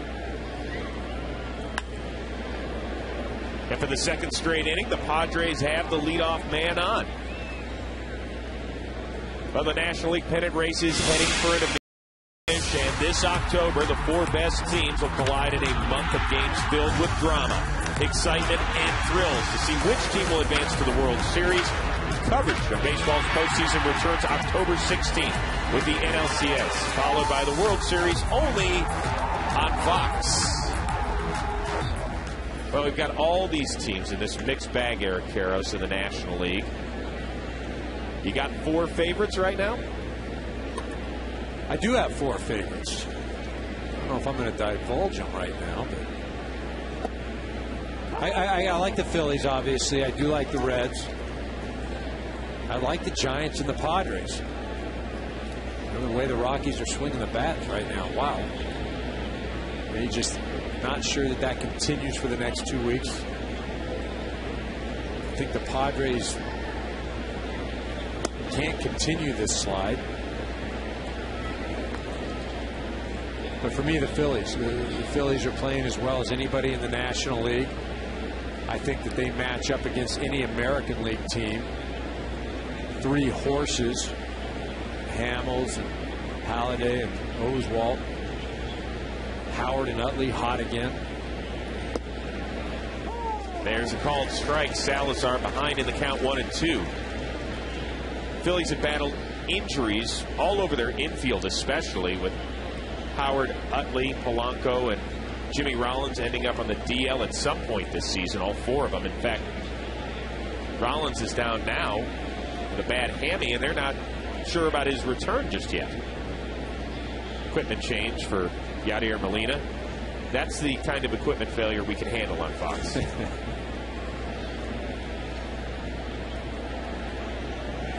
But the Phillies lining it up.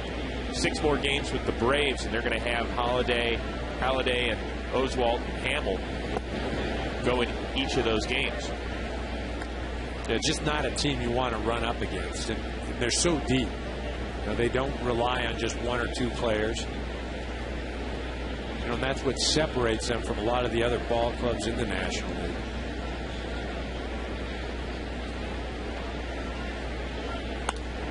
Salazar lines one to left. That's in front of Halladay. It goes all the way to the corner.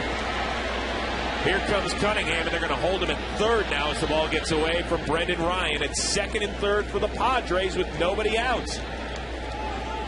Well, Salazar had a big pinch hit home run in Colorado. a while ago. This is supposed to be a slider, but all it does is back up.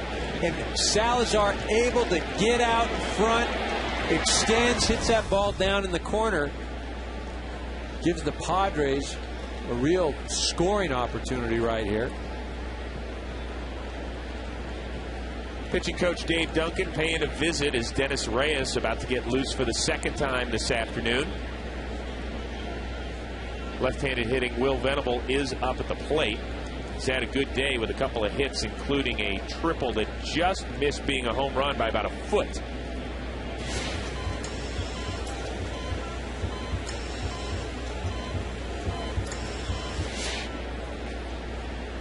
There's also a right-hander getting loose in the Cardinals' pen.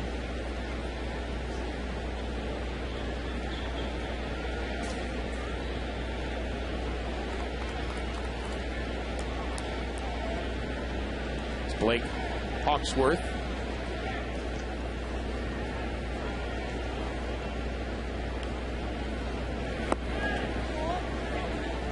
Venable now 10 for his last 20 overall. Raises average to 239.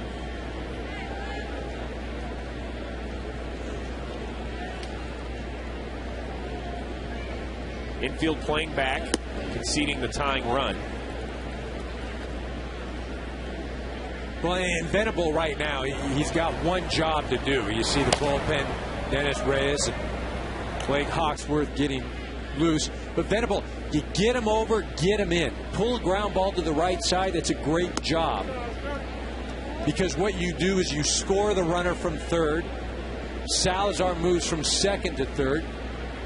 And you've only got one out. Don't have to be greedy here and try and drive the ball. Just do your job. Well, right now it's a 3-0 count on Venable. That one catches the corner.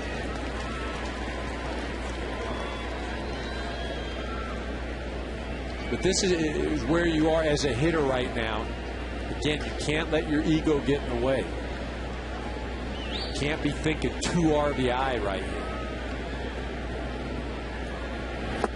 Swing and a miss.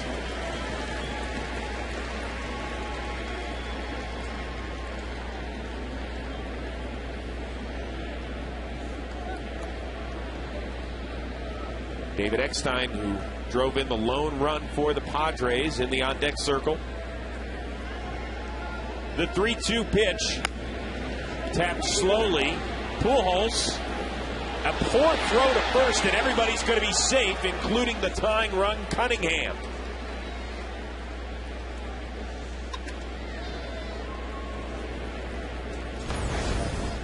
But, you know, a number of things happen here. First, Pujols comes over. He's not going to get the runner at home if he's going on contact. He's just got to try to get the out. But more puzzling, Salazar at second base doesn't move.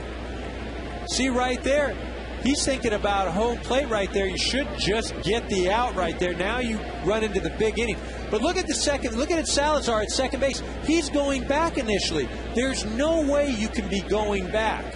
You've got to know that that runner at third base is going on contact. If he's going on contact, you go on contact.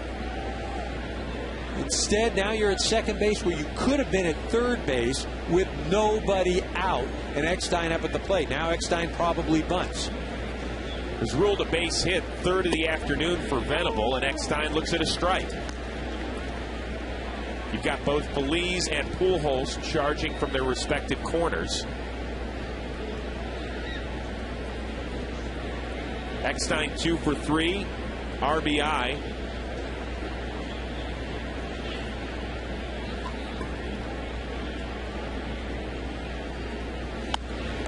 And he lays it down. Feliz's only play is to first. Eckstein does his job.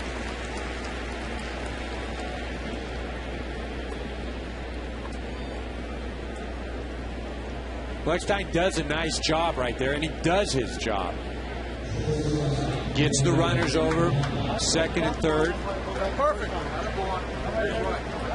No, but again, he should have been up with runners on first and third right there,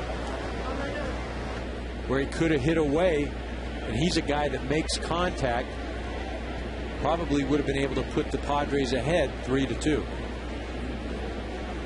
Well, now that job is left up to Miguel Tejada, who looks at one inside.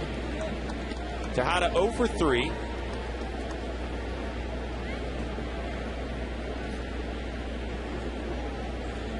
Hitting .343 as a Padre with runners in scoring position. High and tight.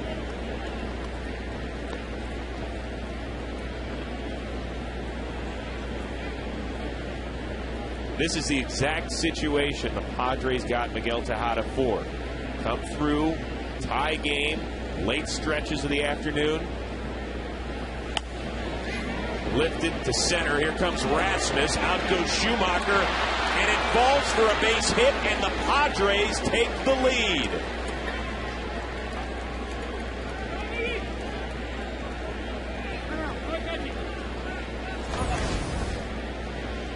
Well, Tejada gets jammed here, doesn't get anything on this ball. And Schumacher running back, Rasmus going in. Schumacher making a great effort right there, almost pulls it in. See, kind of circles it, doesn't go in a direct line. And the Cardinals are going to bring on their 5th pitcher of the afternoon as they're behind for the first time today.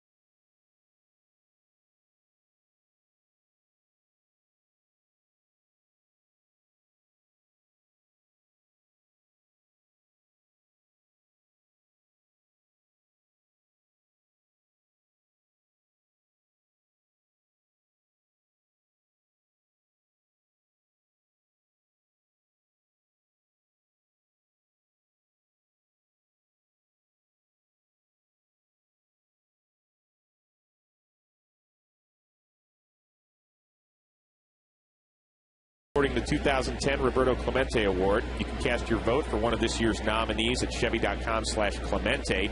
It's Adrian Gonzalez for the Padres, Albert Pujols for the Cardinals.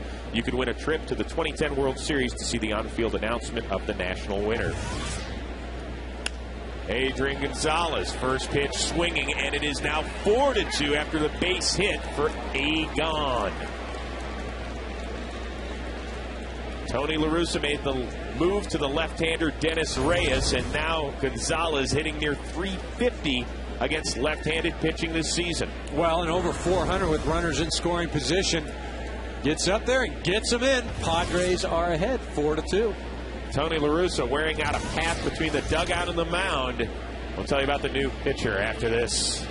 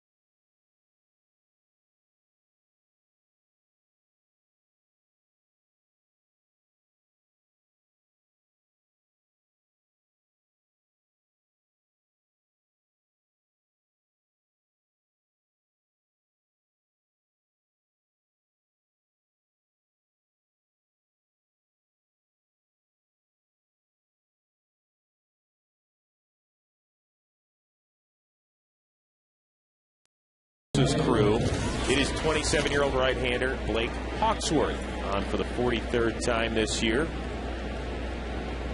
And on to face the former Cardinal Ryan Ludwig with 2 on. Only 1 out here in the 7th. The Padres have scored 3 to take a 4-2 lead. And they played a lot of little ball to get it done. Well, they have. They've strung together hits. They've moved guys over.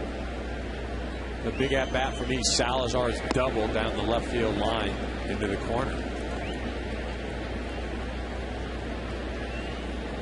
So Dennis Reyes didn't even have time to break a sweat unless you count the jog from the bullpen to the mound. He threw 1 pitch and was done. There's another base hit. Tejada's going to be waved around. The throw by Holiday. It's in plenty of time, and Tejada is out.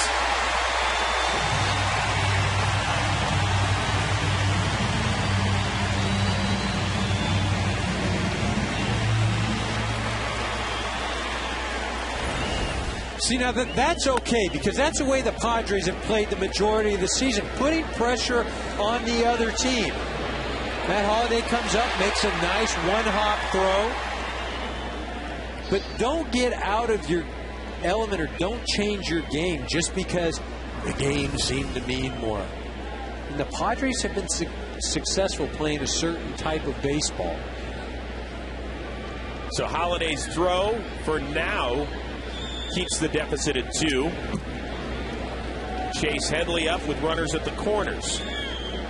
He's 1 for 3 this afternoon.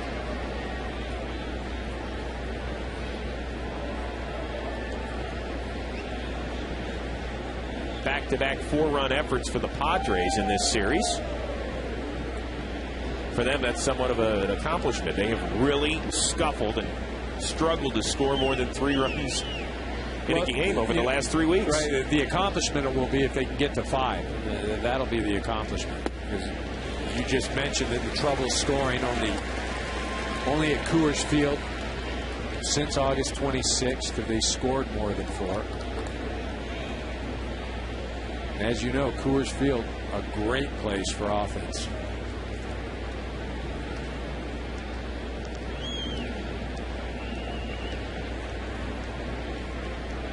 The 0-2 pitch by Hawksworth. We'll have to wait. And Headley upset about something out there.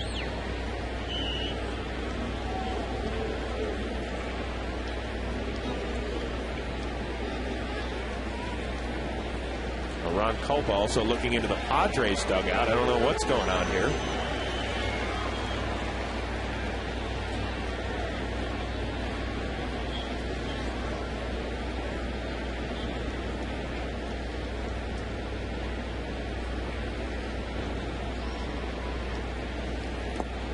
Good hit by Molina.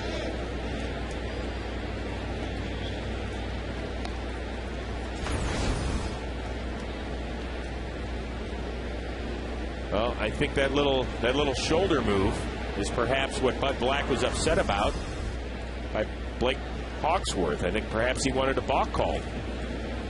Tom Hallion over at third, yelling in the Padre dugout. Outside. That's outside.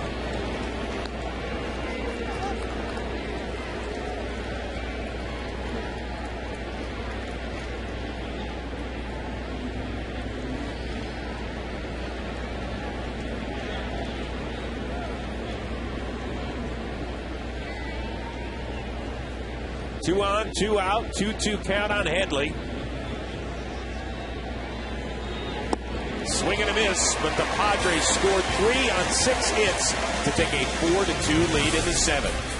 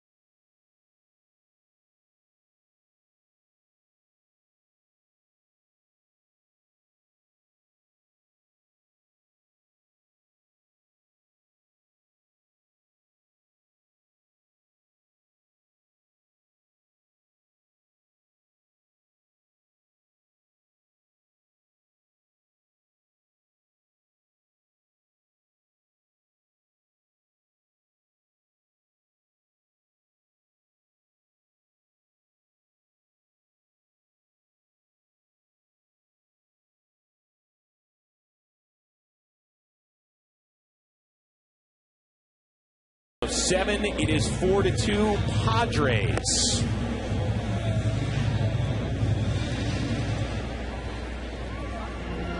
And we want to welcome those of you that just watched the Atlanta Braves win their second straight up in New York.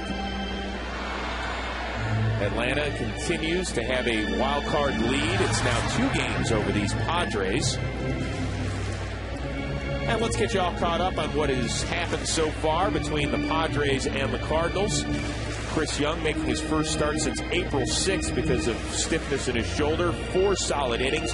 Jeff Suppan was great as well, but San Diego with 3 runs on 6 hits in the 7th. They have taken their first lead of the day. Well, finally, the offense has shown up. As you mentioned, 6 hits in 1 inning. You know, now this is where the Padres have been very comfortable all year long. You take that lead into the 7th inning. You get Gregerson here, then you get Adams in the 8th, and then you see Bell in the 9th. That's been the blueprint for success all year long. Gregerson on for the 71st time this season. Delivers a strike there to John Jay. Gregerson went through kind of a rough patch a couple of weeks ago. They adjusted his delivery a little bit, and he is now back on stride. And now he's ahead of Jay. Gregerson actually a 28th round pick of these Cardinals in 2006. Sent over to complete the trade for Khalil Green.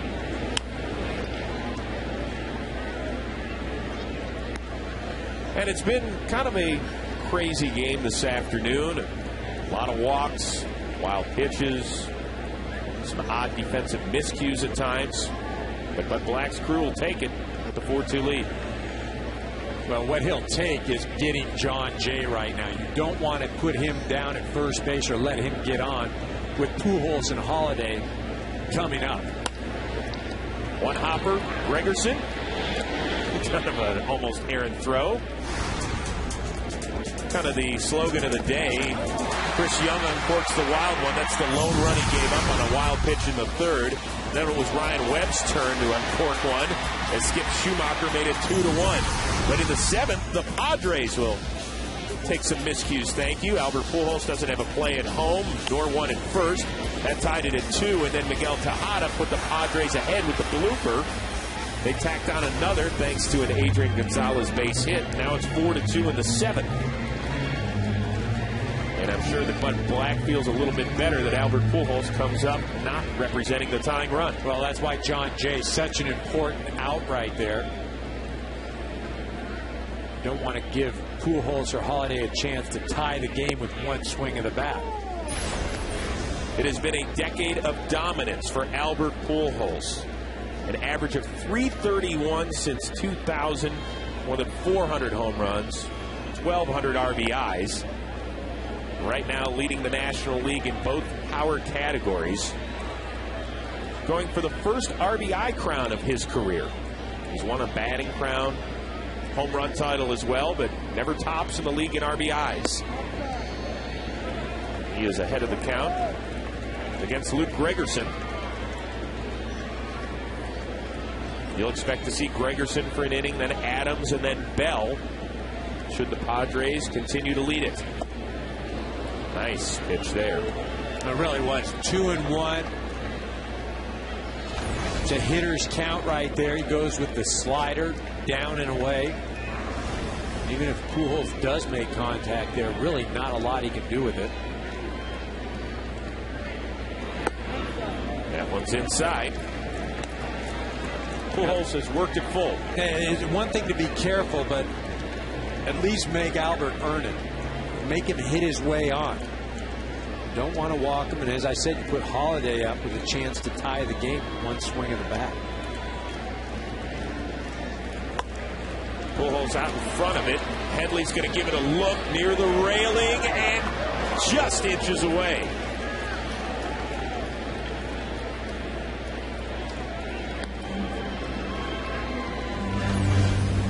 Well, Headley doing a nice job of finding the railing. Always nice when you're going to your own dugout. You'll have your own players up there helping, just in case you do go over the rail. visitors' dugout, everybody scatters, and they're kind of hoping you fall over the rail. Pujols 0 for 2 with a walk.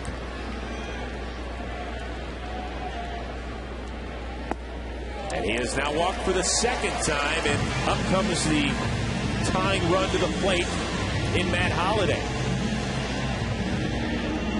Holliday yet to have an official plate appearance this afternoon.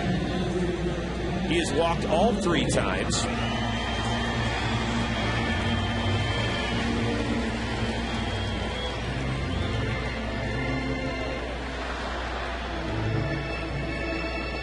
Holliday having a monster month in September, hitting .393, 4 homers, 17 RBIs. That's in just 16 games. Not exactly Tulowitzki-type numbers, but very productive.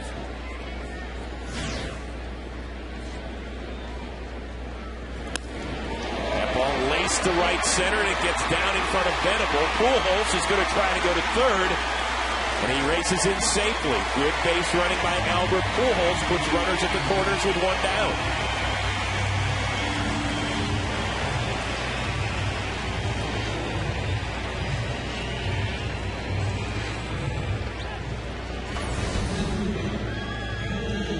Again, a pitch on the outer half of the plate. Holliday does a nice job of staying with it and driving it to right center. Pujols running all the way. Smart play, though, by the center fielder in not trying to come up and make some great throw to third base. His job is to keep the double play in order. Pujols gets to third. You want to keep Holliday away from second base. Now you've got a situation where, again, one pitch gets you out of the inning. Left-handed hitting Colby Rasmus, 0 for 1, a pair of walks. In fact, the Cardinals' 3, 4, 5 hitters have walked a combined 7 times this afternoon. You see right-hander Mike Adams getting loose.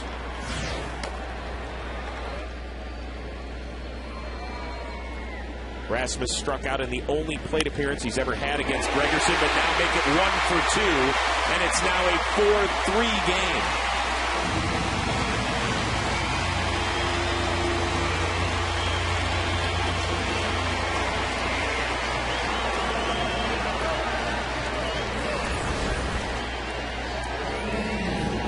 This ball is over the inner half of the plate. You see Gonzalez, he can't get off the line too far because he doesn't want anything going to his left because it would be an extra base hit. Rasmus shoots the ball down there, puts runners on first and second. Again, if you're Bud Black, you're saying to yourself, all right, just a ground ball away. This is a great candidate for a double play. Yadier Molina.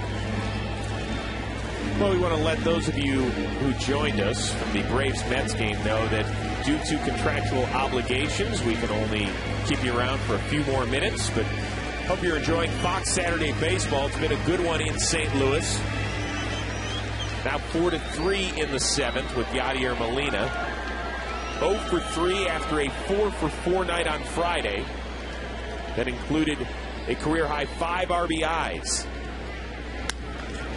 This one could be 2. Headley tries to tag Holliday. He did not, and he just gets the out at first. The crew chief, Tom Hallion, said that Headley swiped but missed Matt Holliday. And not sure I really like that play. If you know your base runners, you get this, you just shoot it towards second base as quick as you can to turn the double play. You know that Eckstein at second base will have time to turn it because Molina is not a guy that gets down to first base very quick. So the inning stays alive.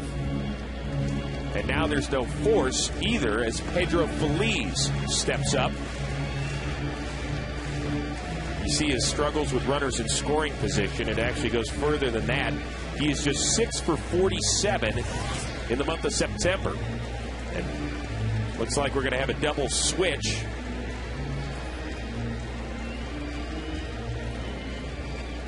Bud Black talking to Ron Kulpa.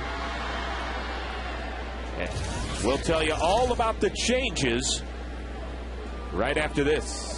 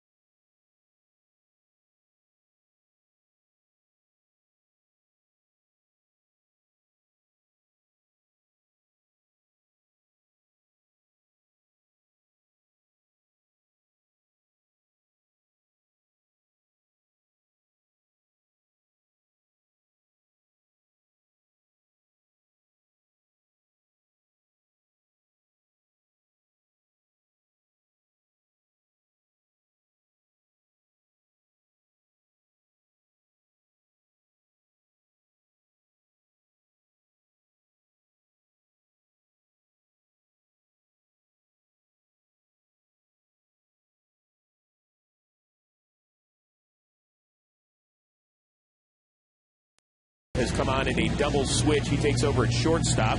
Miguel Tejada moves on over to his right. He replaces Chase Headley in third. And the new pitcher is 32-year-old Mike Adams, on for the 62nd time this year. 3-1 with an ERA of 1.86. Well, and opponents are only hitting 192 against Adams. As I mentioned before, the recipe has been Gregerson in the 7th, Adams in the 8th, Bell in the 9th. Obviously, Gregerson running into some trouble, but Black having to say, all right, we're going to make a little adjustment. We're bringing in my man Adams.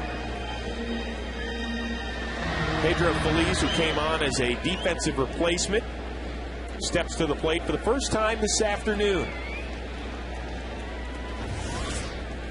Now, if you're a Padre fan right now, I'm sure you're saying to yourself, just no wild pitch. That's how the Cardinals scored their first 2 runs this afternoon. That one low and away.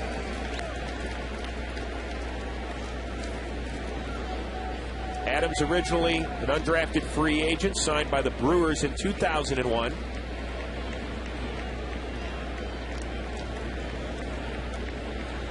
Came over in a deal from the Cleveland Indians a couple of years ago and has been nails ever since. There's a strike. Last year, battled some shoulder problems, but gave up just 1 run in his last 34 appearances. Had an ERA of .73.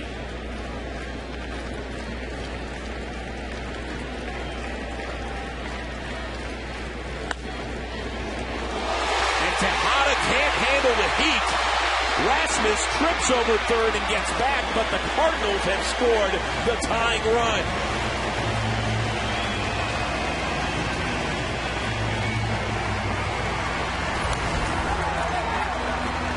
This ball in the inner half of the plate, it hits the dirt and just takes a funny hop. Tejada tries to stay with it. See Rasmus right there, trips over the bag, fortunate to get back, but would have easily scored if he was able to run. You see, he's looking at the play, looking back, doesn't see the bag, trips over the bag. Oquendo waving him the entire time. And I think when he was trying to round the bag, he was looking at where the ball had ricocheted. And the bag kind of gets in the way. You see him look. You see that glance. When he does that, he loses sight of where the bag is. So Rasmus blows a flat tire rounding third, and that prevents the Cardinals from reclaiming the lead. Now it's up to Felipe Lopez on the pinch hit, and he takes a called strike. Lopez hitting just .232 this season. Has been starting at third quite a bit since the injury to David Freese. And there's a called strike. And you see all that crazy stuff going on. The ball shooting off to Hada, Rasmus going down. But all of that, it doesn't happen if Chase Headley on the previous play just gets the ball, throws to second, they turn it to first, get Molina on the double play. And on 3 pitches, Adams gets out of it, but not before the Cardinals push 2 across and tie it at 4 as we head to the 8th.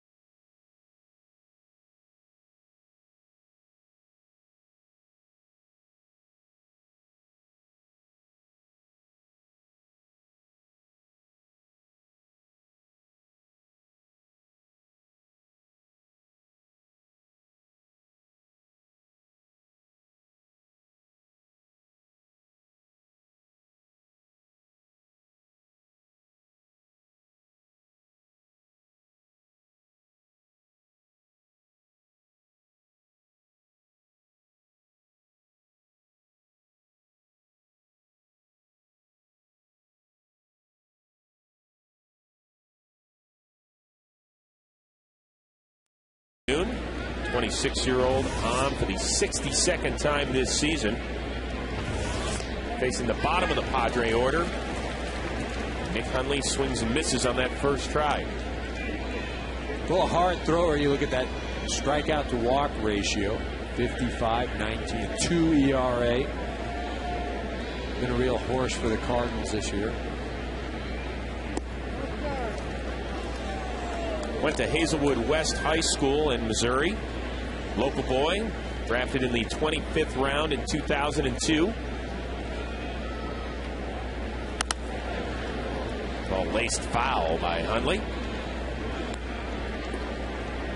Hundley 0 for 3 this afternoon.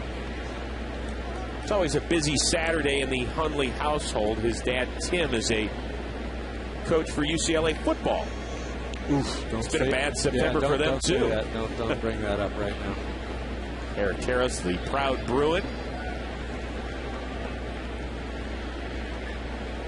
Nice off-speed pitch gets Hundley.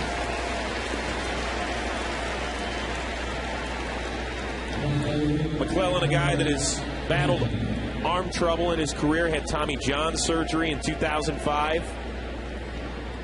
But he bounced back to pitch 68 games in 2008, 66 a year ago, and today making his 62nd appearance. So he has recovered quite well. Oh, that almost sounded like you were trying to pronounce that guy's name again. Say Descalso again. I know. He frightened me. He got inside my head, that kid. He hasn't even had a big league at bat yet.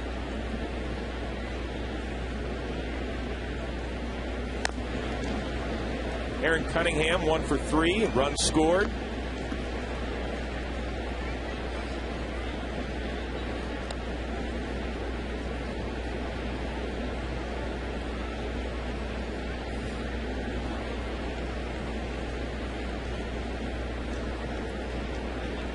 Tony La Russa makes another pitching change. I'm running out of room on the score sheet, EK. The grass is starting to turn brown. But you have to hand it to him. I mean, whether it was having Trevor Miller throw the ball to first to allow somebody to warm up down in the bullpen, or making the pitching change. Look at the reason you have all those guys allows you to match up against certain hitters. And that's why you have the expanded rosters. That's why you bring guys up. Hope he wrote that in pencil, that score sheet.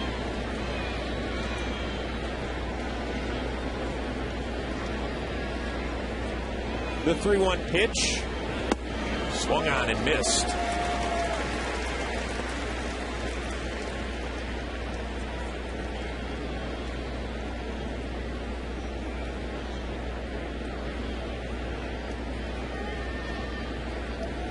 There's a lot of marks.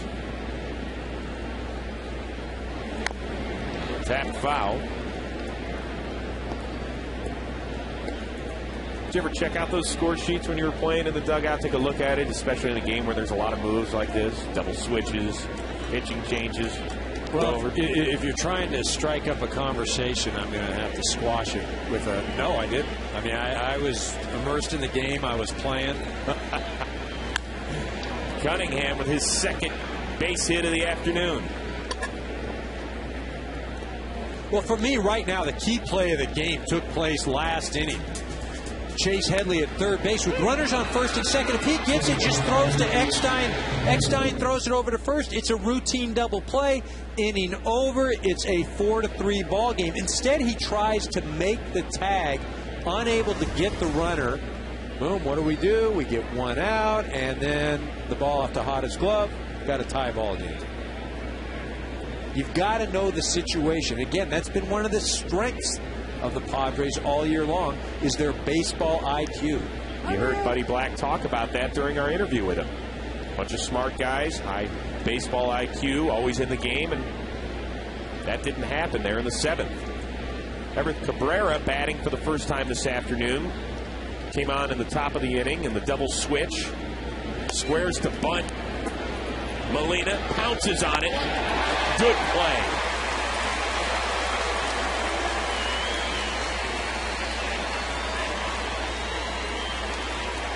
I'm going to go a step further and say that's a great play. The way Molina got out of the box. Again, we know the knee's been bothering him.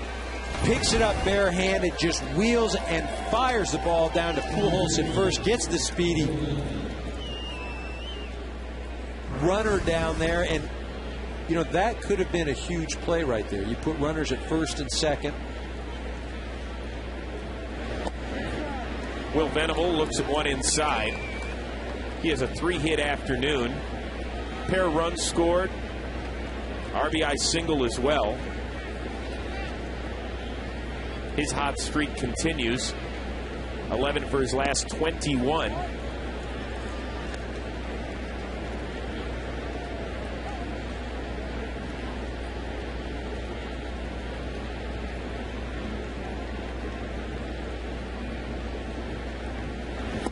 Swung on and missed. Venable giving the Padres some production out of the top of the lineup. That is something they have rarely seen. Coming into today, hitting just .228. Is this one going to get in front of Jay? It does not, as he dives and successfully makes the grab. The Padres and the Cardinals tied at 4.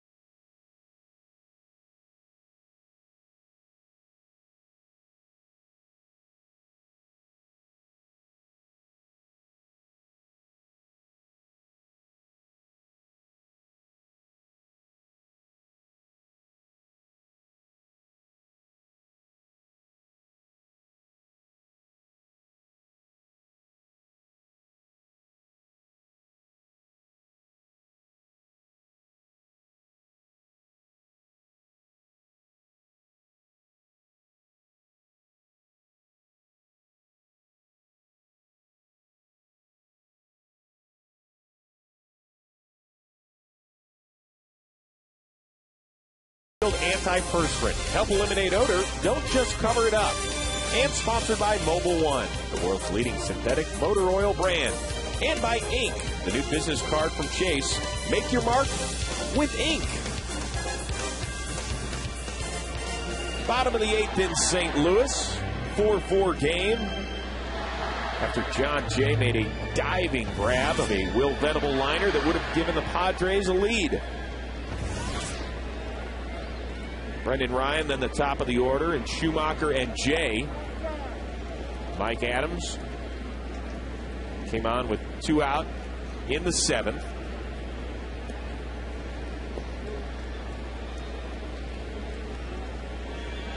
Ryan 0 for 3.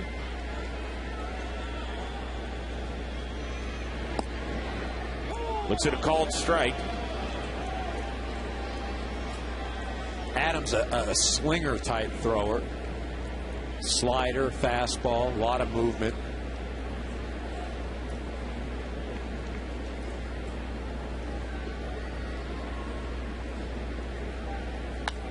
Ryan laces one to left, but Cunningham comes on and makes the catch. And what a huge play, because if that gets past him, who knows where Ryan ends up. Yeah, we've seen 2 excellent catches in a row now. Cunningham coming in and catching that line shot, just as we saw John Jay in the Cardinal half catch a ball in the inning. You hit it right on the head, Chris. That ball gets by. That's a triple. I mean, he's standing at third base, and the Padres are thinking, oh, not again. So 1 down for Schumacher. 2 for 4 with a run scored.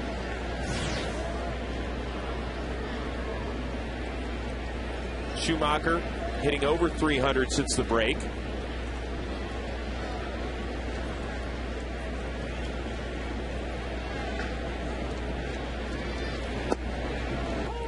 Takes a called strike.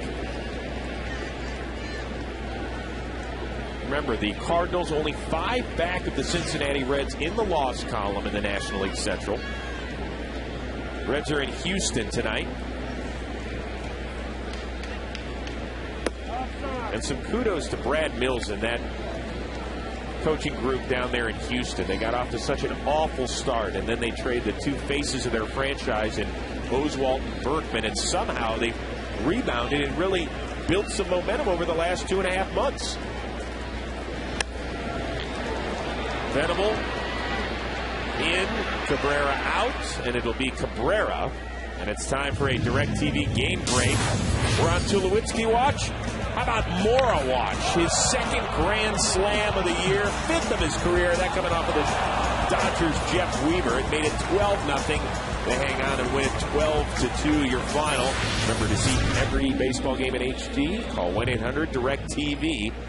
And now the Rockies, they've won 13 of their last 15 overall. They have closed within 1 game of the San Francisco Giants atop the National League West.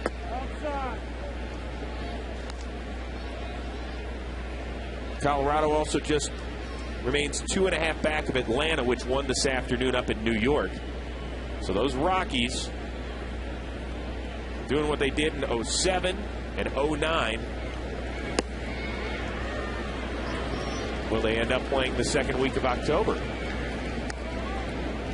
I'll tell you, one of the concerns was how were they going to play on the road. And last night and today against the Dodgers on the road made it look easy.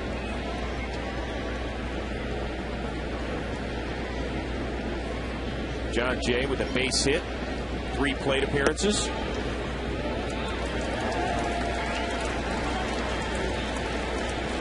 Albert Pujols would be next. And again, just as we talked about in the previous inning, John Jay, very important to get him out. You just don't want to put him on base and then have to pitch to Albert. There's a called strike. And if I'm John Jay right here, this pitch has to be right down the middle for me to swing. And I've got to be able to hit this 10 miles. call. Strike two. And very good. Taking all the way right there. That's a guy up there that's thinking. He has a plan. He knows his situation. For a young hitter, excellent job.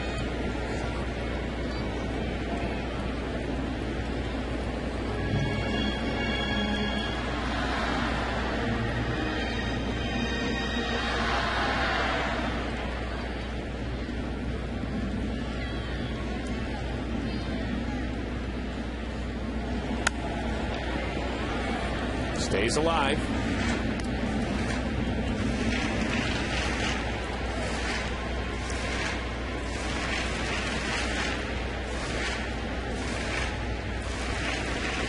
Jay with that .315 batting average, third best among rookies.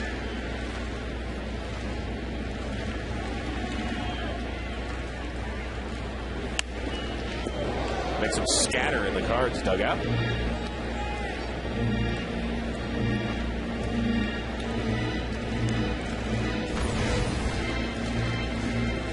Heads up, boys.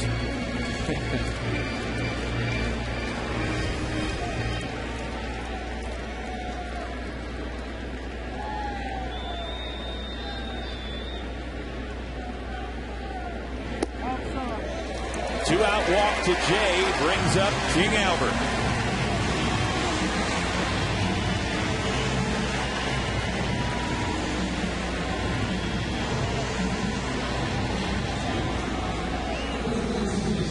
Eighth walk this afternoon by Padres pitching.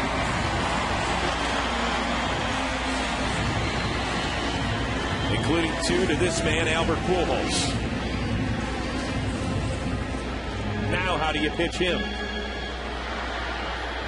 Again, if I'm the Padres, I don't give him anything good to hit. I'm off the corners. I'm not throwing strikes. And if I have to, I pitch to Matt Holliday. And that's no disrespect to Matt Holliday. It's just that I'd rather take my chances against Matt Holliday than a future Hall of Famer. Pujols 1 for 5 with a couple of Ks against Mike Adams.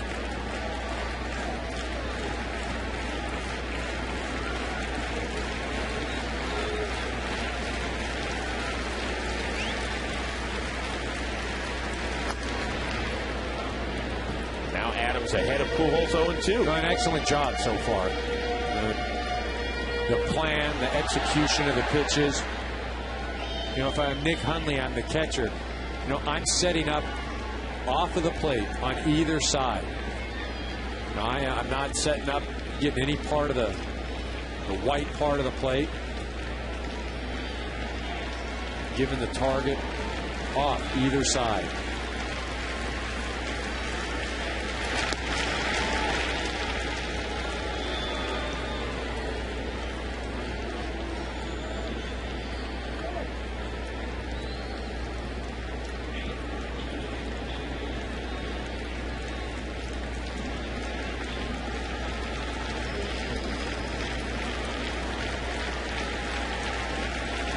There goes Jay, and Pujols laces it to right center. Venable, he's going to get there in time.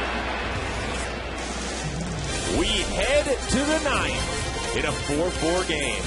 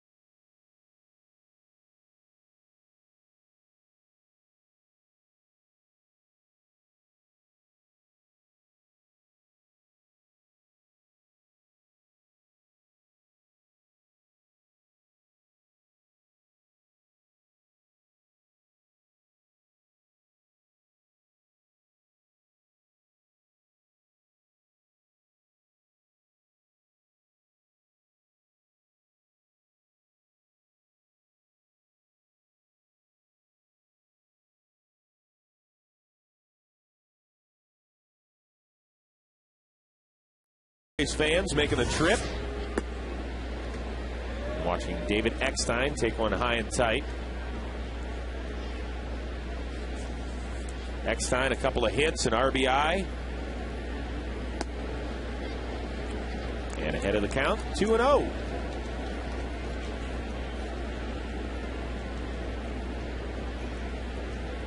It'll be Eckstein, Tejada, and Adrian Gonzalez against Kyle McClellan.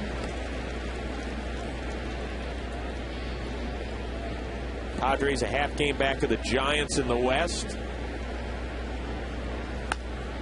And it's a leadoff hit for David Eckstein.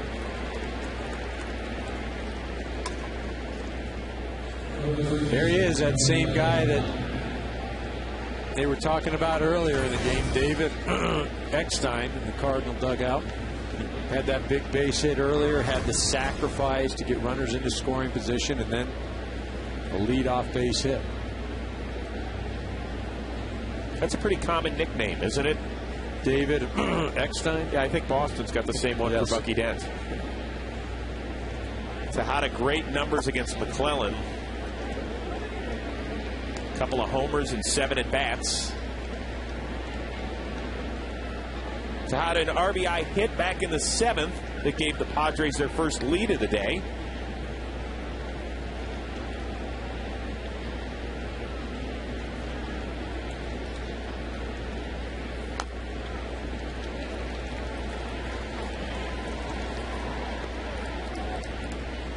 But just watching Eckstein over at first doesn't make any sense to run, but he's timed McClellan the last 2. McClellan not paying any attention at all.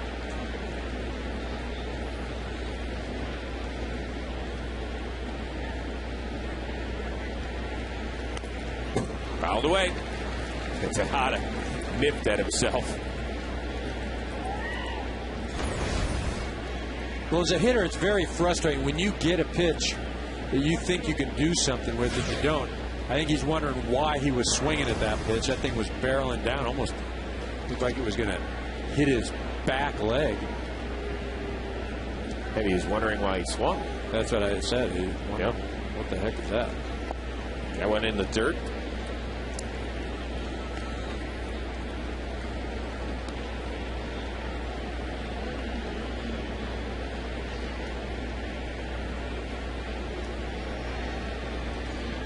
Padres 4 runs on 13 hits this afternoon.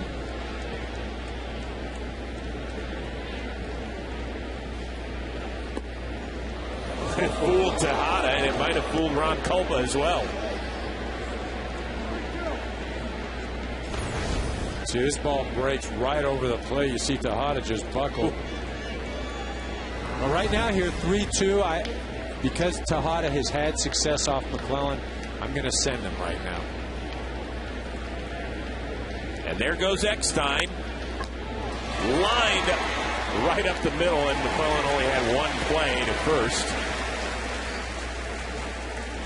And see, a good thing that Eckstein goes right there. Otherwise, that's a tailor-made double play. Again, that's the way the Padres have played all year long. You know, a lot of teams would be staying put with the middle of the lineup up right now. Here you walk Gonzalez. You've got runners on first and second. You leave it up to Ryan Ludwig. This will be the 28th intentional pass received by Gonzalez. Only Albert Pujols has received more in the National League.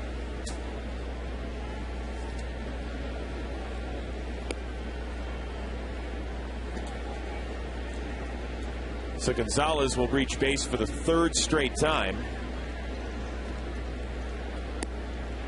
Well, and the thing now, everything shifts to Ryan Ludwig. And as a hitter, he's got to go up there and really control his emotions, because I can guarantee walking up to that plate, coming back to St. Louis, having an opportunity to get a big base hit. I want to do it. I want to do it. I want to do it. And sometimes that leads to expanding the strike zone, getting over anxious. And right now, you've got to just talk to yourself, okay, slow things down, breathe easy. Is that like breathing through your eyelids? I'm telling you, though, you have to do things. You know, guys will go up there and they'll sing a song, something just to slow the moment down. Ludwig in his last at bat singled to left, and Miguel Tejada was gunned down by Matt Holliday.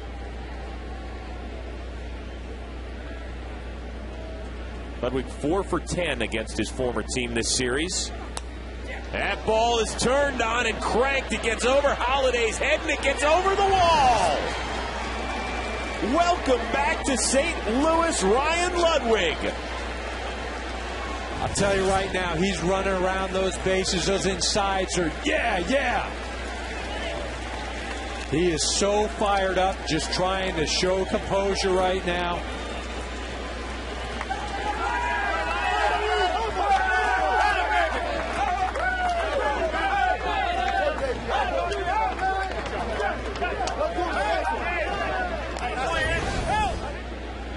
Really a great job by Ludwig, not in coming through, but being able to stay composed, come up to the plate, not let the emotions get the best of you. That's a great at-bat. It's a lot more difficult in that situation than just going up there and trying to drive in the run, because there are all these other variables. Ludwig, a great job. For Ludwig, his 16th homer of the year, his 5th as a San Diego Padre. You saw some Cardinals fans still donning the old 47 for Ryan Ludwig. And now he does in his old team.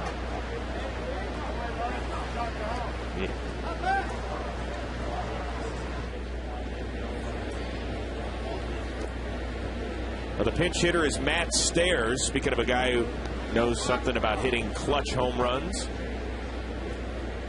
22 career pinch hit home runs. That is the most in Major League history.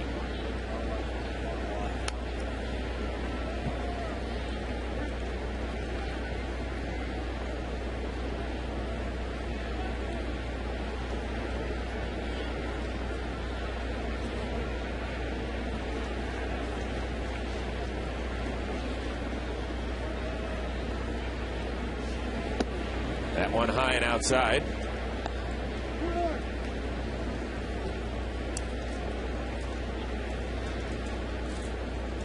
And in the bullpen, Heath Bell starting to loosen up, do his thing, as he's going to be looking for his 30 consecutive save.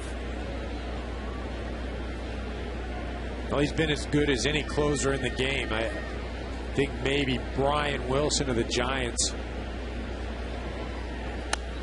A bit more success this year. But Bell coming in, shutting the door.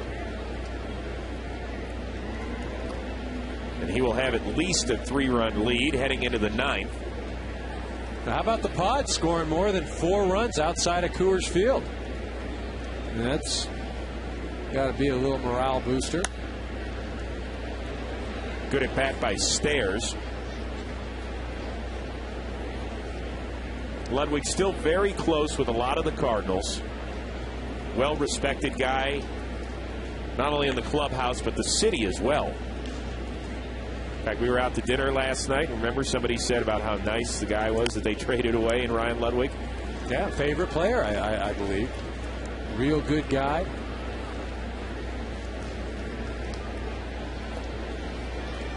He said St. Louis will always have a special place in his heart. He was basically picked up off the scrap heap and spent all of 2006 in the Tigers minor league system. And Stairs turns on one. See you later. Matt Stairs with his 23rd pinch hit home run to extend his record.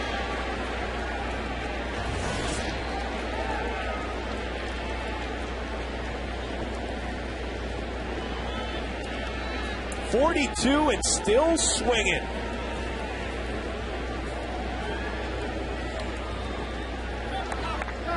The Padres with a 4 spot in the 9th, and Tony La Russa has to go back to work.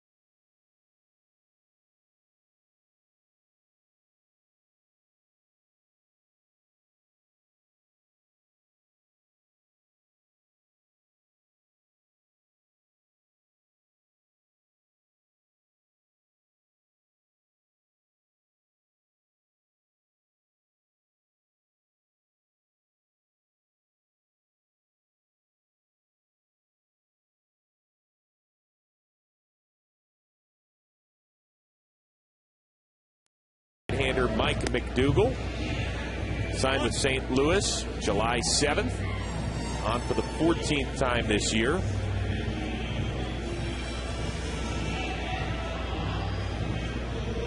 Well, the Padres have erupted for 4 here in the 9th. The last one coming on a big blast from Matt Stairs. Yeah, this is the new svelte, sleek Matt Stairs. 37 pounds lighter, but still hits the ball just as far.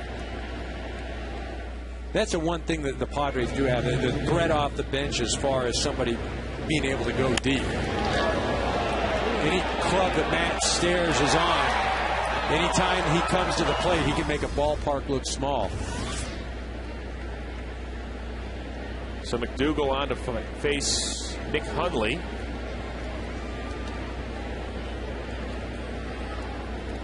McDougal well-traveled in his career. Originally a first-round pick of the Kansas City Royals. Spent 5.5 years out there. Moved on to the White Sox, the Nationals, and now the Cardinals.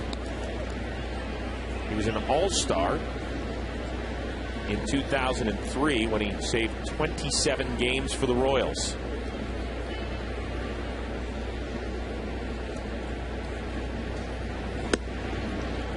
And he has yet to deliver a strike.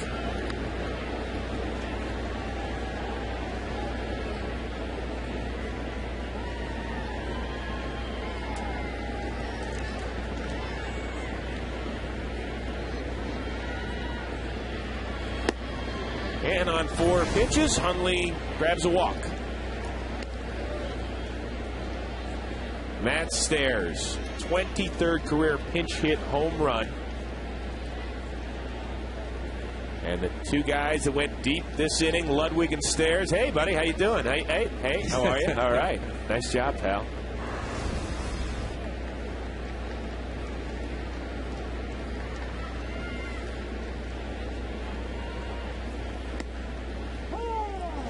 Aaron Cunningham. A couple of singles and 4 plate appearances and a terrific play in left field to prevent Brendan Ryan from getting an extra base hit to lead off the 8th. This 8-run outburst by the Padres, their highest scoring effort since August 25th when they put 9 on the board against the D-backs. Well, some good things happened today for the Padres. One, Chris Young comes out and does a serviceable job. The offense seems to have awoken. But I think most importantly, the Padres put some pressure on the Giants. And I say that because their game will have finished prior to the Giants taking the field. The last 3 days, the Giants have taken the field knowing that the Padres have already lost. And there's a big difference. Now the Giants go on tonight thinking, oh, man, we're going to have to win today. They haven't had to play with that pressure the last 3 ball games. Swing and a miss by Cunningham. So there's now 2 down in the frame for Cabrera. The Giants actually just reclaimed sole possession of first place this week for the first time since May 6th. So it's been a while since they've been. Well, and be clear, though, the whole thing of it, you know, I know we're talking about half games here and half games there. At the end of the year, everybody plays the same amount. They're tied in the loss column. You know, the half game thing, that drives me nuts. It drove me nuts as a player. It's, you know, it's not like, oh, well, you know, one team's going to play 159, the other's going to play 162. I mean, it's fun to put up there, but the only thing that matters is the loss column, and they're both tied, 65-65. See that? Let's just see. There's the half. See that? Watch out. Goodbye. Get out of there. Get out of there. There you go.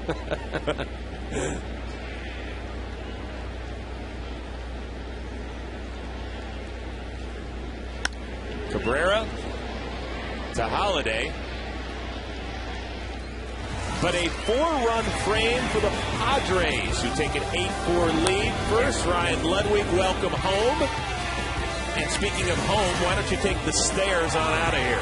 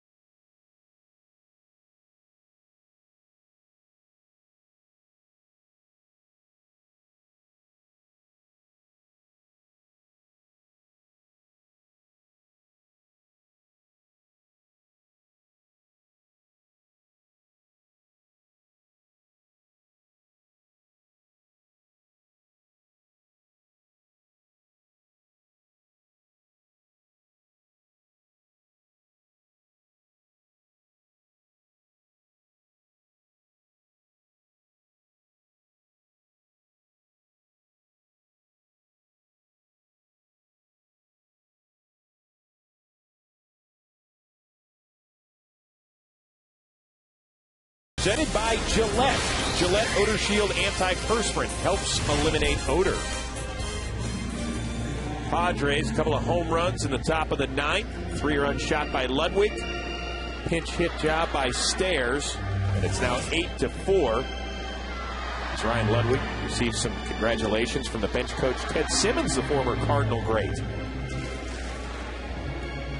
And how important is this game for Buddy Black? In a non-save situation, he has brought on his all-star closer, Keith Bell. Well, you can't mess around right here. Obviously, Bell was up ready to come in after the 3-run shot. Hasn't been in. Look at those numbers. Yeah, 60th time this year, 5-0, an ERA of 1.9, 81 strikeouts. Will Venable has moved from center to right to accommodate Tony Gwynn Jr.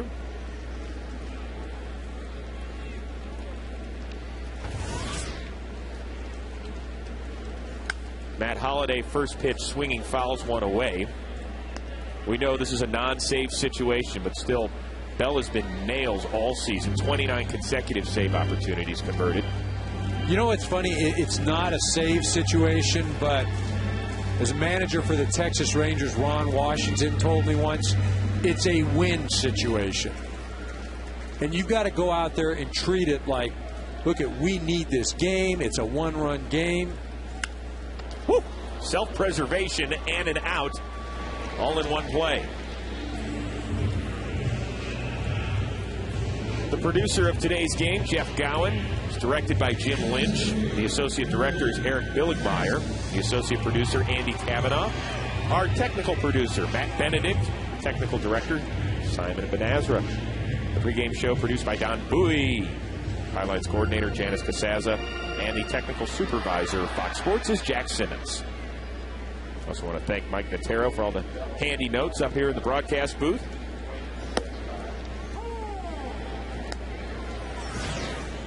I'll tell you, nobody, I mean nobody does it like Mike. It's been great today. You know, he just brought up an interesting note. We were talking about Heath Bell and Brian Wilson, the closer of the Giants, and how comparable they are. You know, one of the biggest differences, though, Wilson has inherited 26 runners this year. Only two have scored. Bell, he's only inherited 7 runners. Yet he's been perfect. You know the reason why Wilson, Bruce Bochy, the manager of the Giants, likes to use Wilson in the 8th inning? So the situation usually dictates runners on base.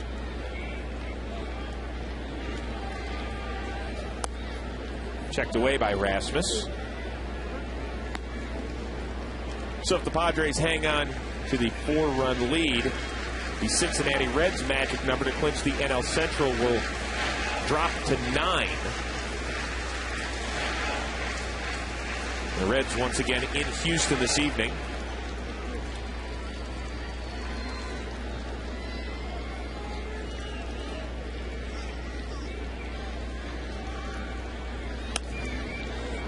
Popped it up. Cabrera back.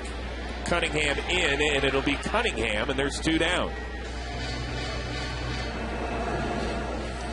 Well, tonight on Fox, Cops coming your way at 8 Eastern, followed by America's Most Wanted at 9. That is all coming your way tonight on Fox.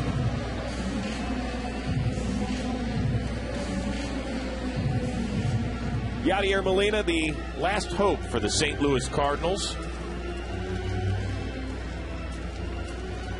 who will fall 6.5 back of the Cincinnati Reds in the NL Central. Oh, do it. Drop that half in there. First pitch swinging. Adrian Gonzalez gives it a look. The Gold Glover has a play and has a win. We will be back to wrap things up from St. Louis right after this.